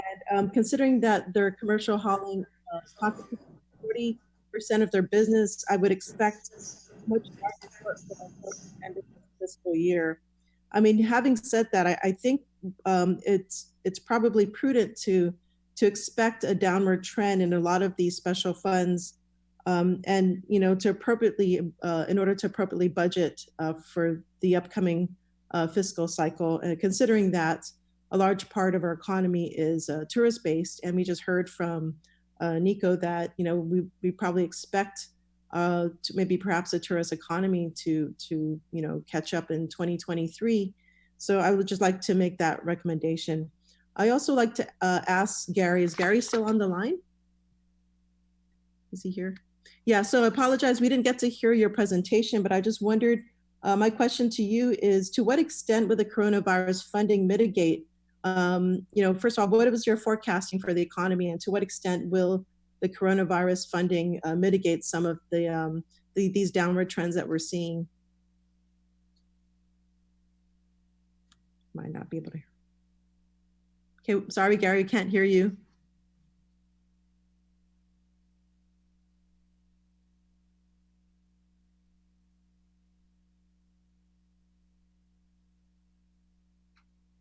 Okay, we're having problems still with Gary. If somebody in the administration could please get a hold of Mr. Gary Hills, we need that. Okay, so Because we can't hear. yeah, I'm sorry, Gary couldn't hear the response, but maybe we can get a response in writing later on. The Yes, other thing, we will ask that. I have a question for, is Lester Carlson still there? Looks like he left. Yes, no, he's ma'am, I didn't leave, even though I think I'm really kind of getting tired, but go ahead. Yes, yes. I just wanted to go back to some of the CARES Act funds and what was the criteria that was used? And so my concern is that what is the staying power behind some of the things that were budgeted? Senator Perez, have you seen the Coronavirus Relief Fund guidance for state, territorial, local, and tribal governments sent out by the Treasury Department dated April 22nd, 2020? Yes, I've looked at very briefly. I skimmed through it, but yeah, I just want to know. That's the source. That's the source. Okay. Of the guidance. But as far as all the expenditures that were listed, what do you expect the staying power of that? How long is that going to last? We are allowed to utilize this fund source until the end of this calendar year. I would hope that we would expend this money sooner than that to address as quickly as possible the items that we called out specifically to aid our residents. More specifically, the $40 million of the 117.9 that is directed to private sector aid. Okay. The other thing you brought up in the discussion was the DOI funds. Would it be possible to get a breakdown of that budget? No, it's a $12 million TAP grant, Technical Assistance Program grant. We have to provide a budget to DOI, but the backbone of that has to be a submission of the pandemic plan and how we are addressing the utilization of the $12 million in concert with the pandemic plan. So that is going to take some effort to be able to produce. We were given some guidance that generally these types of grants cannot be used for personnel. They're normally used for assistance in being able to come up with plans and things of that nature. That the normal use of TAP grants, there probably might be some leeway in the utilization given the circumstances that we're in, but that is not something that I have been able to put together just yet, simply because the funds are not immediately available. They cannot be drawn down until there is a plan submitted, and you cannot draw them down in their entirety. You have to ask for them incrementally based upon what it is that your budget for the use of the $12 billion contains. So it's a work in progress, ma'am. How much of that are you planning to use for Department of Corrections? I just don't, ma'am, I just finished saying I haven't done anything in that regard. So the $12 billion remains unallocated simply because I haven't had the time to put the budget together. Yeah, but you mentioned. So I'm not planning on giving anybody anything right now. You'd mentioned earlier that you're going to purchase 4 new ambulances, PPEs, and requisitions are being sent. So apparently there is some drawdown going on. Can you provide that information? Ma'am, that's a different, ma'am, that's the Department of Justice grant, $2.9 million that was provided through an application made by the Bureau of Statistics and Plans. It's a totally different fund source. So it's $2.9 million, which, yes, we already are drawing down from, but that's a totally different source from the Department of Interior. So DOI and DOJ, different. One is $12 billion. I haven't started on that yet. The other one, the $2.9 million, is a very well-written grant. It had details from the initial coronavirus task force that identified immediate needs for ambulances, PPEs, sanitizers, the whole litany of things. And we are drawing down from that fund source. But to be clear, there are two different fund sources. $12 million TAP grant, DOI. We haven't put a budget together. The other one, which we've already received approval for, which is $2.9 million via Department of Justice grant that the Bureau of Stats and Plans put together very shortly after the pandemic began. We already are drawing down from that. So there's two different fund sources, ma'am. Okay, thank you. If you can also just list, there's several fund sources. I do appreciate if you can send any kind of budget or any kind of drawdowns or any plans for these other types of coronavirus funding that Guam has availed themselves. Certainly. I think one of the things that we're doing, the governor announced that we're going to be posting things of this nature on the AG's website. So I think Mr. Hernandez is front and center in that effort. So that will certainly be made available. And can we also see the submission by the different agencies and how in what you use to develop the budget for the coronavirus relief fund? We provided that, ma'am, in our transmittal in the comment section. Okay, but the actual submission from the different agencies, can we see that? Can we get that information? The only thing that we removed were things that were obviously ineligible. If you really want to see that, you're certainly sure. Okay, thank you. And then one more question. So in looking at the coronavirus relief fund, were there any of those that are FEMA reimbursable? That were what? Are FEMA reimbursable?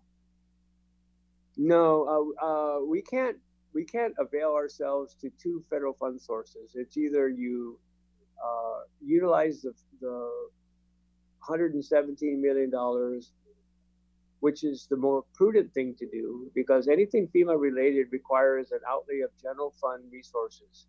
My most recent analogy, because it's mango season, is that we have a few mangoes left on our general fund tree. I treasure them, I cherish them, I will protect them. We would have to front that money subject to FEMA reimbursement. And the reimbursement rate right now is only 75%. If we had a typhoon, the whole nation would be understanding of our plight, and all of FEMA's resources would be born to assist us. Unfortunately, the whole nation is relying on FEMA. I don't anticipate that we're going to get a timely FEMA reimbursement for anything for quite a long time. Therefore, we're going to have to bear this with general fund money for probably the duration of the pandemic. I don't think that's an appropriate use of very scarce mangoes. So, to the extent that we can only use one federal source, either general fund money, subject to FEMA reimbursement at God knows when, 18 months, but maybe, or the coronavirus relief fund, which is immediate cash already received and can be deployed immediately with no impact on the general fund. Okay, thank you, Mr. Chair. Before we move to the Minority Leader, Senator Telotari, I just want to give Nico a chance to respond in reference to the, I guess, the question or comment made by the 2019 levels of GVB tourism to 2023. I don't even see it getting that far out, but Nico, if you can respond. All right, so sorry, Senator, just to clarify, when I mentioned the year 2023, we've seen some reports from PATA, the Pacific Asia Travel Association, and we may not see 2019 levels, the 1.6 million visitors that we're used to seeing over the past couple of years, probably until 2023, that's when they think that the region will start recovering. We are definitely going to be more aggressive in trying to bring visitors back as early as soon as the different borders are opened up. But in terms of the levels that we're used to seeing in the past decade, we may take a lot longer to get to those. That's what I just wanted to clarify that. Okay, thank you. Madam Minority Leader, Senator Tello, please. Ma'am, thank you for holding on. Turn around. Mr. Chair, There you go, ma'am. you can hear me, Mr. Chair? Okay, thank you. Thank you, everybody, for being here today and hanging in there. I know it's long, but we have to make do for the situation that we're in. But before I get started, I just wanted to congratulate my niece, Daphne Shimzu, for doing such a great job. She's my COVID hero for what you're doing. I know that you've been up till like 2 in the morning and then probably up again around 4 in the morning as well. So I greatly appreciate the sweat and tears that you put in, getting only 3 hours sometimes a night to sleep. I greatly appreciate it. And I just wanted to ask on that note, Daphne, the CNMI is putting together a website to get some of the stimulus money to their constituents, and doing it on a website that allows them to direct deposit into their account. Is Reverend Tax planning on doing such that? Because it would speed the process up for some people and avoid them from coming to the bank. Well, thank you so much, Senator. And with regards to all of the progress that we were able to make, I really can't take all the credit. I really have to give credit to just our entire team. I mean, everybody did really well. But at the end of the day, it's really all about making sure we take care of our people, and that's always been really #1 for us. So with regards to the, I'm so sorry to go back to your question on the website, website for CNMI. So with regards to that, what we have been doing in the Guam DRT, there's a few things. One, we have worked on trying to, well, in the next week, we'll be expanding our online system so that way we'll be able to have our non-filer form online, because we do have a non-filer form. And so that is one thing that we're doing. The other thing that we're doing as well is, we are expanding our Form 1040 so that way people will be able to get online. And, currently it's only a Form 1040 EZ format. If you have dependents, you are not able to get online and file online. So that's going to be happening. So we should be able to capture more people to be able to file online. In terms of bank deposits or direct deposits, the mechanism that we're undertaking in our strategy was to be able to have it such that if people file their returns online, that they're able to go ahead and enter their bank information. These are all things that actually are already in production and we're testing. So, the deployment of these enhancements will actually be able to happen, hoping very soon.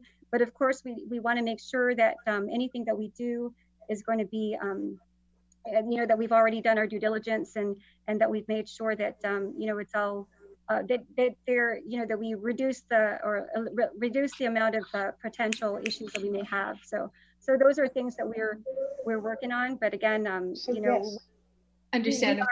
Thank you so much. We are working to enhance, ma'am. Okay, well, thank you so much. And I know you're doing your best, your very best. I appreciate that. Back in February 27th, on the last EAS meeting, you had reported out that the Public Law 35-1, which is the property over $1 million, and the estimated amount that came in for collections for February was actually $5 million. So is there any amount that you think that is it going to change substantially? I mean, I think there was stated about $37.5 million was projected from Public Law 35-1, but for the month of February, you had reported $5 million. So that being said, do you see any change in any of these collections in the upcoming months that would affect your projections? Senator, actually, as I mentioned earlier, we're having some problems with regards to our system. We were not able to tell how much is for Public Law 35-1. I think that it was Senator Teresa Lahi who asked the question if we had extended the due date or the deadline for the April 20. And so that did not happen. Again, we still have to be able to run the report to be able to tell where we are with regards to that. Once I get that information, our team is actually actively working on it. I can see emails going back and forth. So once our team is able to resolve the system issue that we have, I'll make sure that I provide that to you. I'll provide it to Mr. Chair, and then that way it can be sent out to you, ma'am. Okay, thank you so much. I think I heard something about that, but I thought maybe you might have that answer, the particular answer for that particular funding of revenue. If you, but I see it. Thank you so much.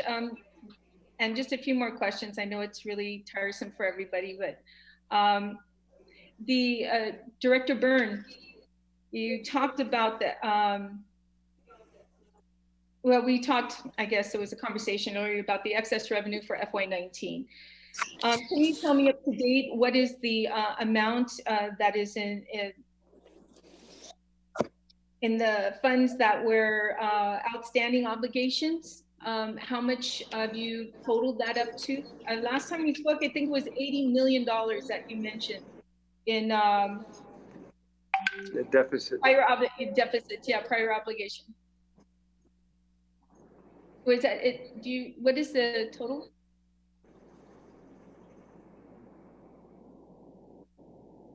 Mr. Byrne?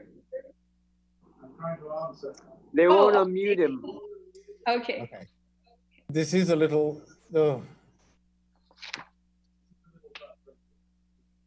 He's still muted.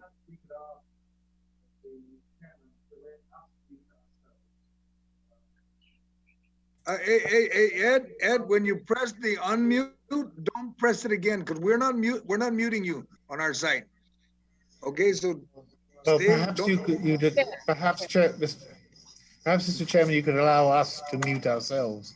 Yes, we're not muting you. Go for it. Go for it. Okay.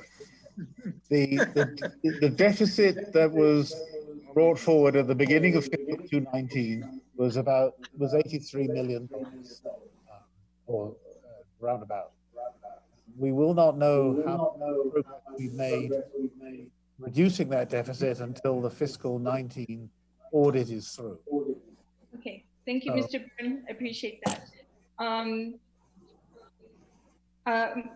Many of the questions that I had were asked. I greatly appreciate it.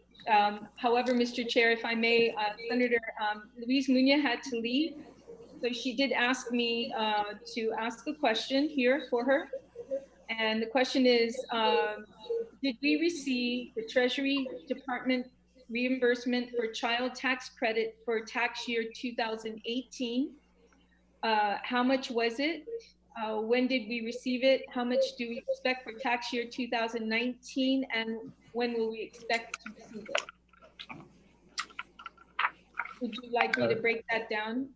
Senator, I can't tell you exactly how much it was. We just received this week about 1.2 million for the last quarter in additional child tax credits and America work credits.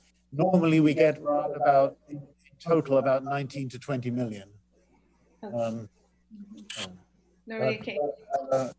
I haven't. Normally about 20 to, say that one again? About 19 to 20 million. So it looks like we've got about 12 million. So I'm sure we've got another quarter to receive, so that would sound about right. Okay, and then the second part of that question was, when do you expect to receive it? Well, it's claimed quarterly by Rev Tax, and we just got the December quarter, the March quarter in May. So the next receipt will be the June quarter, which we probably get in July. Yep. Okay. And that's it for Senator Muñoz. And Rico, I could leave GVB out, my favorite.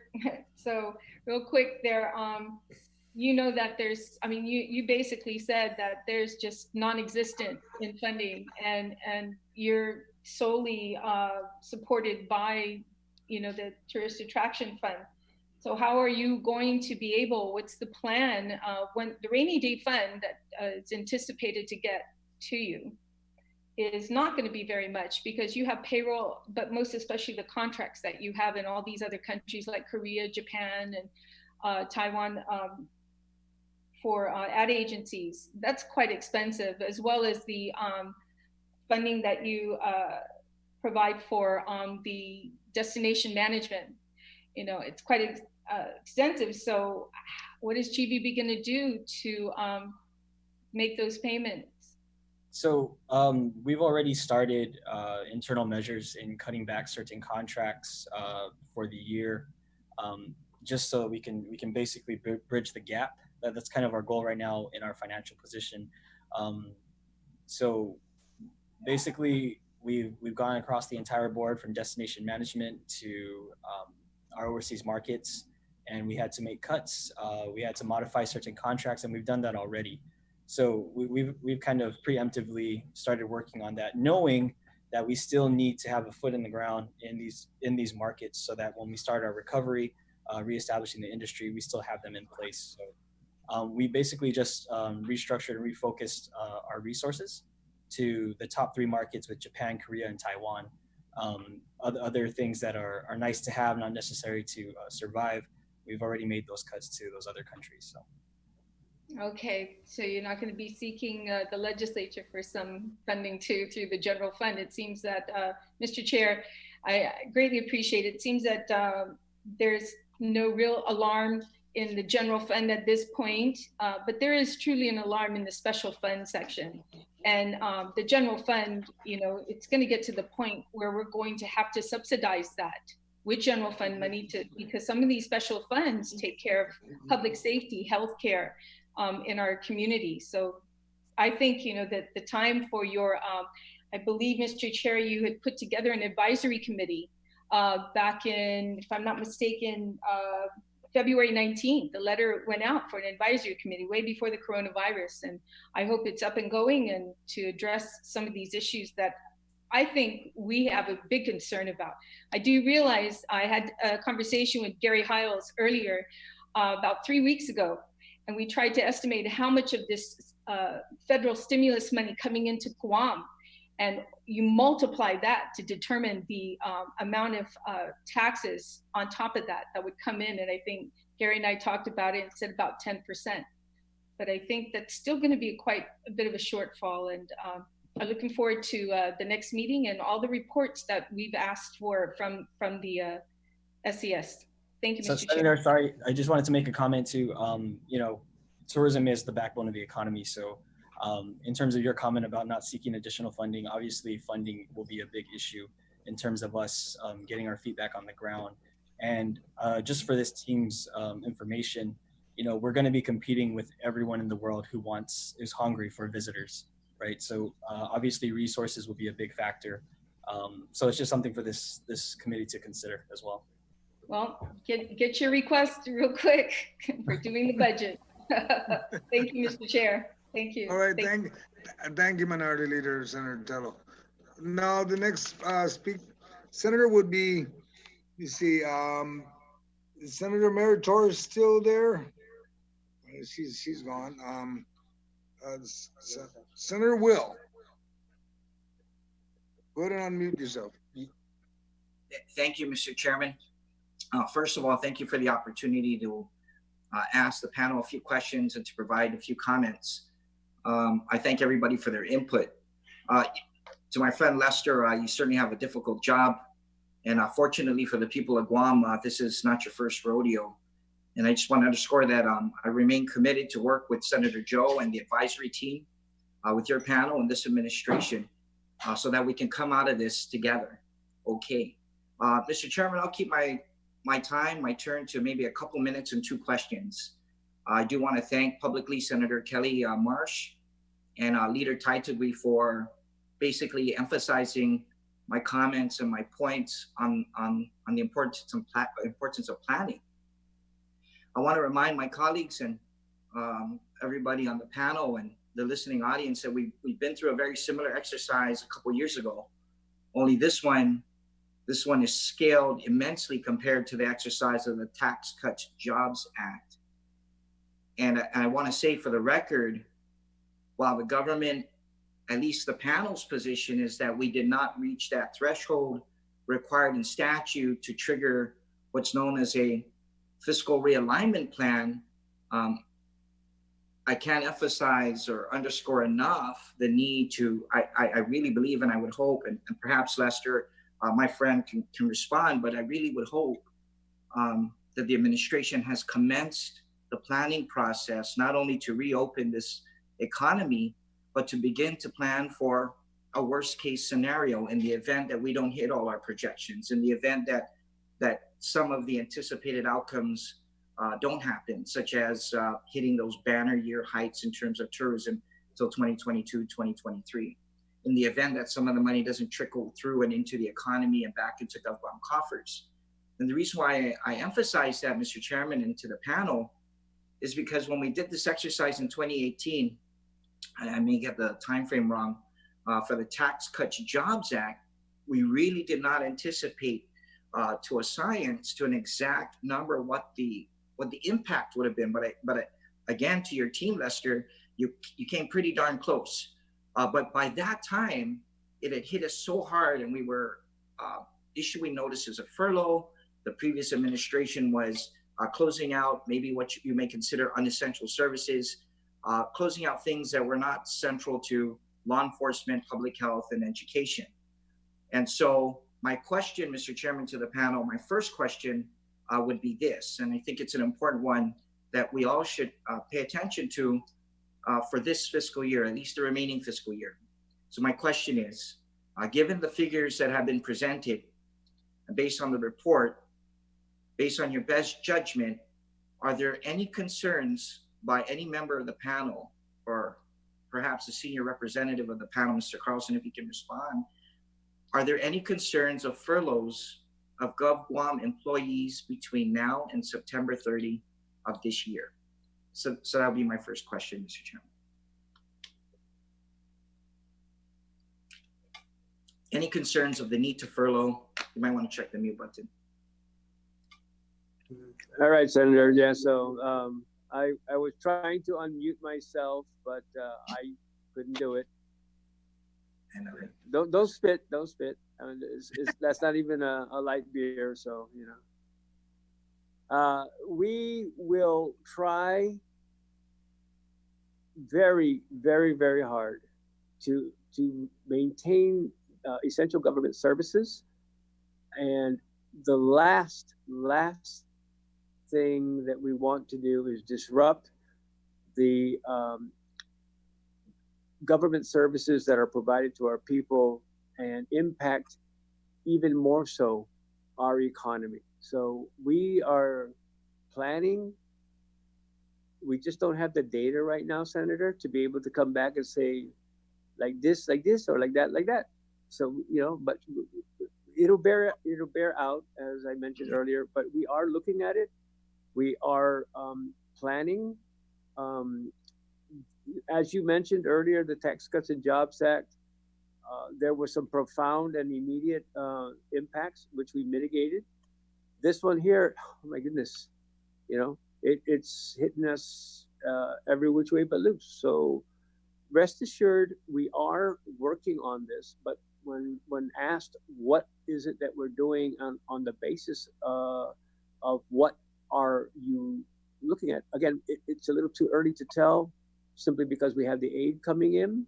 But as I said earlier, if we don't have a return of tourism, we're gonna have some serious issues. But we are in the planning process. It's just some of the variables are extremely difficult to pin down, and it wouldn't be prudent for us to even discuss anything right now, simply because we don't understand the mitigating factors from the federal aid, the fact that there was also a very bright spot that was provided. Again, I don't normally read, you know, the newspaper. I don't really have time, but there's 1,470 H2 workers on Guam. So, you know, we return to pre-denial levels. That and many other incremental factors, when pulled together, give me rise for, you know, optimism. I don't want to be a person that says, "Oh, don't worry." But there are many items that individually lend itself to us being able to turn a corner. But even if we turn a corner, if there's no flights coming in, it's not going to help us out. So we're working on it, sir, diligently. Okay.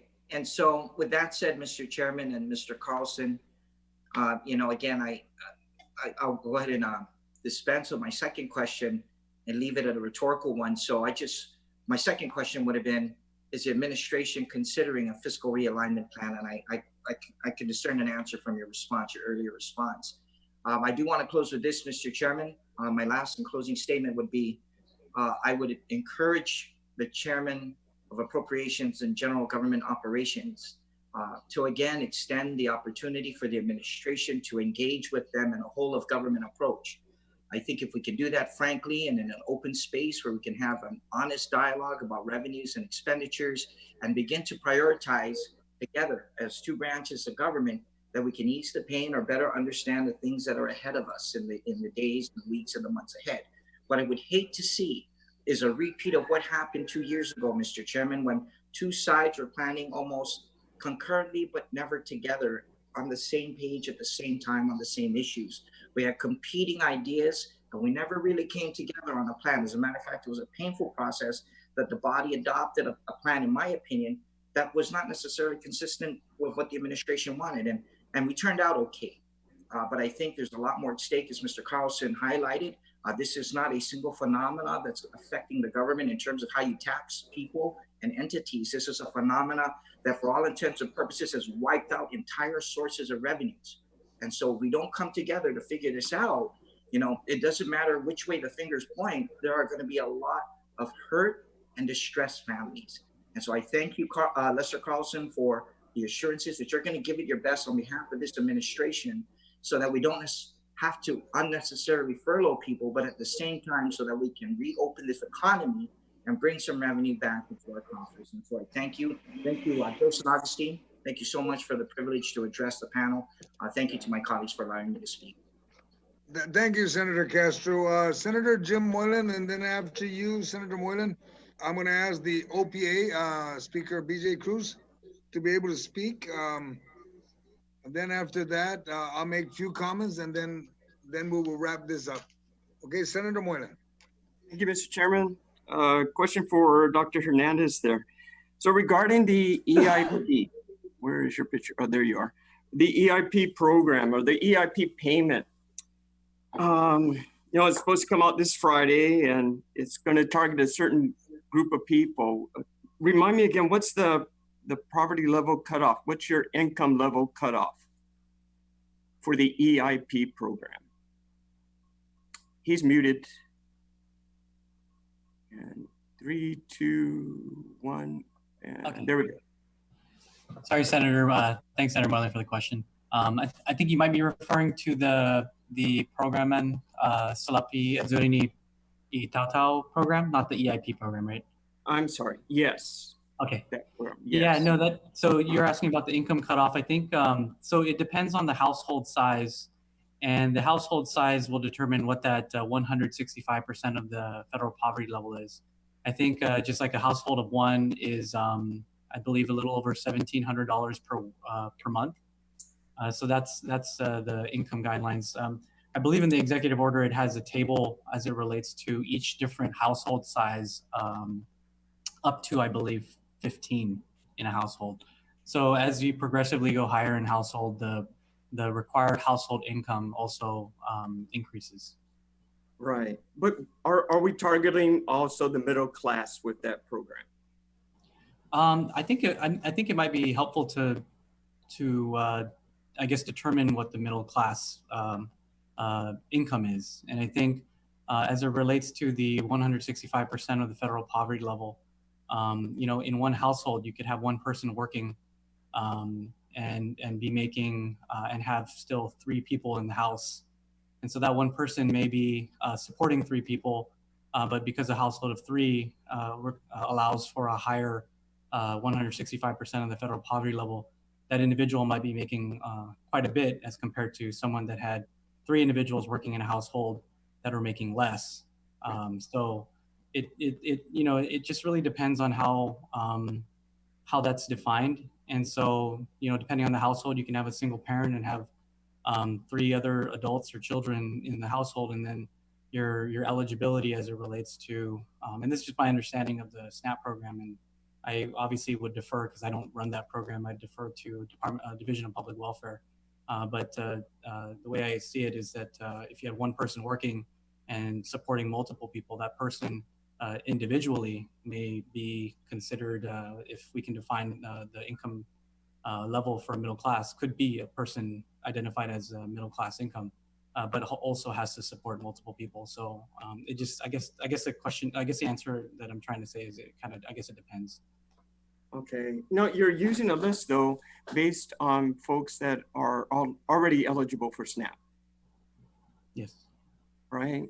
Okay. So majority, what I'm defining as middle class is those that are not eligible for SNAP, if that could be fair.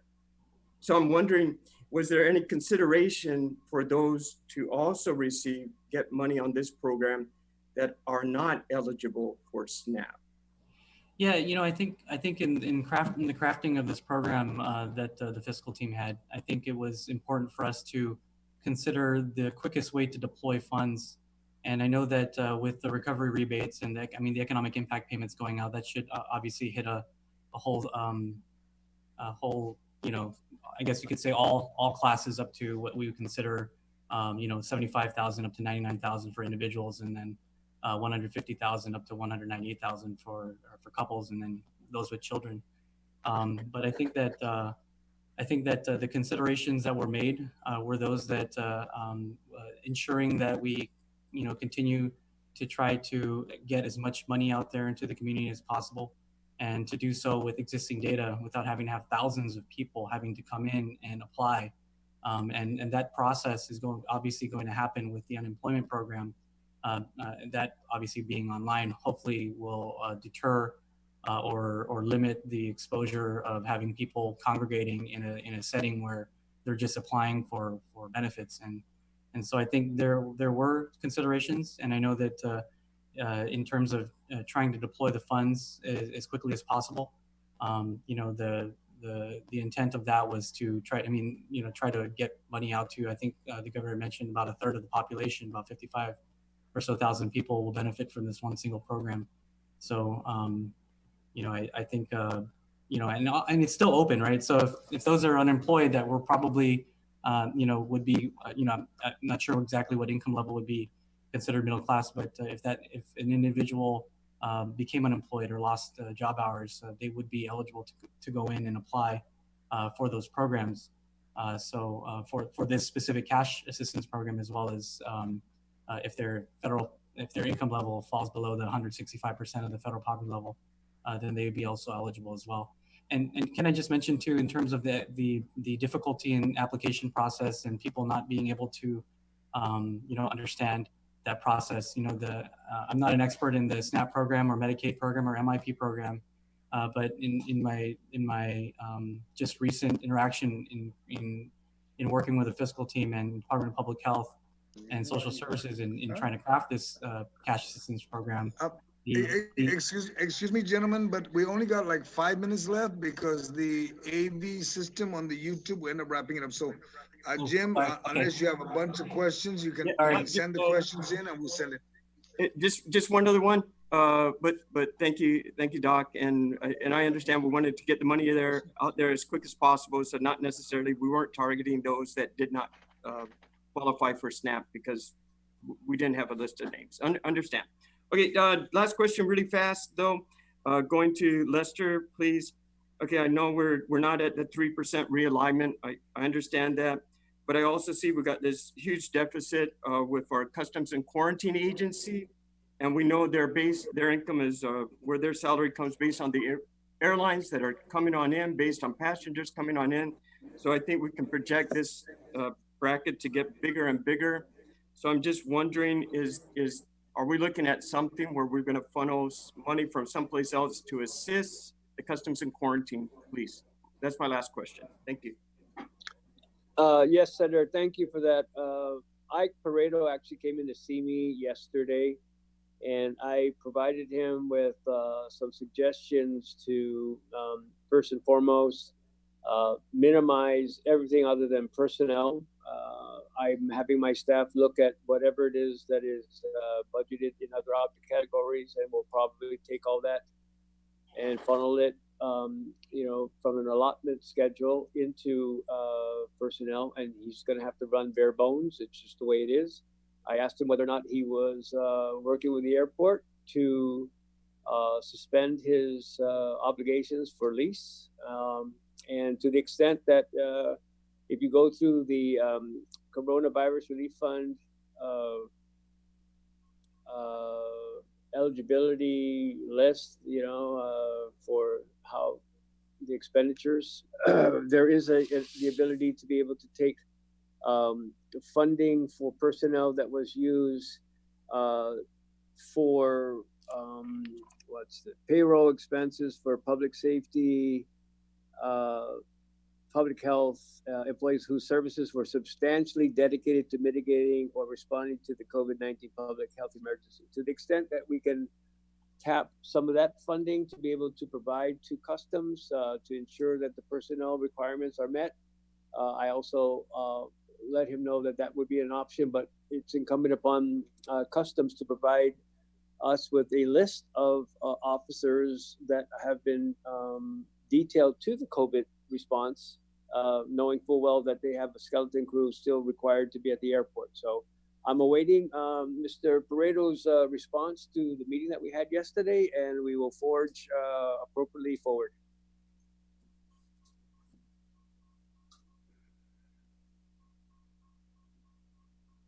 Thank you, Mr. Chair. Thank you. All right, thank you very much. I'm just looking out here for Speaker Cruz. He was there. He wanted to make a comment about the OPA. We still haven't got it back on. He got kicked off. But I know that we had some problems with getting Gary Hills on. Gary, we're pretty much out of time, guy.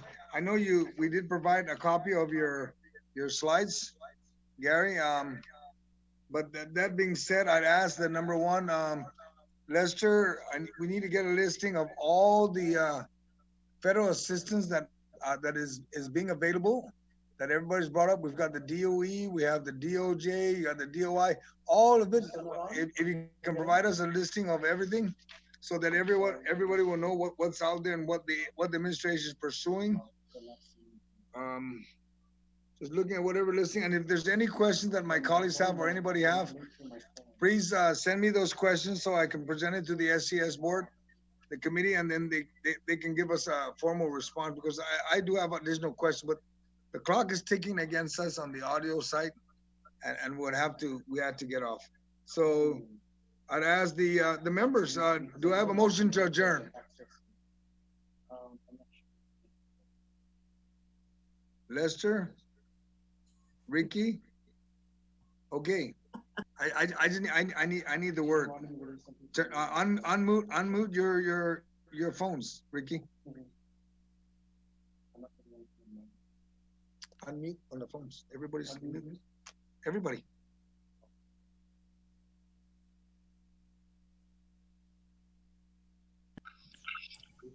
Thank All you. right. The committee will conclude this meeting. I apologize, my colleagues. It will conclude. It is now 5:31. We've been at it for 4 hours. Jesus Masi for your attendance and participating in today's meeting. And for those at home, thank you for watching. Have a nice Masi, thank you. Create a great time.